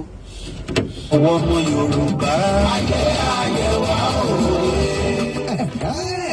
dàpọ̀ mọ́ lúrò yẹ kó mọ̀ pẹ́ dá. torẹ́ni tó bá kọ̀ tí ò dúpẹ́ orí ẹgbẹ̀fà. irú wọn ti bẹ́gi dínà orí ẹgbẹ̀je níjọ́. ìdí àti abárè tí àwọn Yorùbá UK Central ṣe parapọ̀ sàṣẹ̀rò nínú ìmọ̀ ìjìnlẹ̀ wọn. tí wọ́n sì ya ọjọ́ kan àrà ọ̀tọ̀ sílẹ̀ fún ìdúpẹ́. lórí ibi àti bẹ̀rẹ̀ ibi abadé àti ibi tá ń lọ láìpẹ́. àkọ́kọ́ rú ẹ̀ tí àwọn èèkàn lókọlókọ ọmọ Yorùbá lágbàáyé ọmọ parapọ̀ fún ǹdọ̀ kan sọ wípé Olúwa ó ṣe é. a sì ti máa láǹfààní láti máa pàdé àwọn olólùfẹ́ wa gbogbo. láwọn tí wọ́n jó nígbàwọ́ fún ètò ìdúpẹ́ yìí. bẹ̀rẹ̀ látòrí Yorùbá UK Central Office fúnra lára wọn gan. tí wọ́n jó ní nǹkan là ń jọ ṣe. Koiki Media tí wọ́n jágbẹnusọ fún Dr. Sunday Igboho Òòṣà. Gbẹ̀dú magazine ti ka lára rẹ̀. Dr. Sabi talk Show, Sanfatis FM, gbọ́ àpapọ̀ Yorùbá World Congress àti Yorùbá World Media lágbàáyé ọjọ́ pẹ́ lọ́jọ́ àbámẹ́ta lẹ́yìn tó jọjọ́ kejì oṣù kejìlá ọdún tí a wà yìí ní Abadashas Action College, Pips Road Side, Pips Road, London, SE14 5SF, UK 135 Pips Road, London, SE14 5SF ní ó ti máa wáyé bẹ̀rẹ̀ látago mẹ́ta ọ̀sán títí di agogo mẹ́wàá àṣálẹ́ UK time. Ọ̀fẹ́ àti ìrọ̀rùn ní ètò jíjẹ mímu ọjọ́ náà mọ bọ́sí fún wa. Tá ò sì ní gba kọ́bọ̀ lọ́wọ́ ẹnikẹ́ni fún owó ìwọlé. Tó jásí wípé gbogbo ẹni tó bá fẹ́ wá síbi ètò ìgbà yìí lọ́jọ́ náà ó gbọ́dọ̀ gba tíkẹ́ẹ̀tì wọlé rẹ̀ lórí Eventbrite. Lọ́kàn tẹ́ bá ti tẹ First Yorùbá Community in UK Meet and Greet Thanksgiving. Lẹ́wọ̀n láǹfààní àti forúkọ yín àti àwọn tó bá fẹ́ tẹ̀lé wá síbi ayẹyẹ yìí kalẹ̀ lọ́fẹ̀ẹ́. Ẹ má gbàgbé wípé ètò tíkẹ́ẹ̀tì wa yìí dá lórí first come first serve. Fún ẹ̀kúnrẹ́rẹ́ àlàyé síwájú sí i tàbí tẹ́yin gan bá nírànwọ́ tẹ́ fẹ́ ṣe fún wa kí ètò yìí lè wáyé kódùn kí gbọ́ngbọ́n kan sí i. Bóyá yìí náà sì fẹ́ sọ kéèsì bísínẹ́sì tètò náà bá ń lọ lọ́wọ́lọ́wọ́. Ẹ lè fàtẹ̀jíṣẹ́ sọwọ́ sí wa látòrí ímeèlì wa ecco@yukgb.org àbí kẹ́ pè wá lórí 073-671-52. 852. Bákan náà ní ẹ lè pè 073-940-56266 tàbí kẹ́ pè 077-609-86460. Ọjọ́ ìdúpẹ́ ọjọ́ ayọ̀ fún gbogbo ọmọ Yorùbá lágbàáyé. Yorùbá World Media ló kéde lórúkọ gbogbo ọmọ Yorùbá lágbàáyé. So that is on that, and I think there's another one before we go again. Ìyájọ́ àṣà OPU tọdún yìí tún wọlé dé wẹ́rẹ́.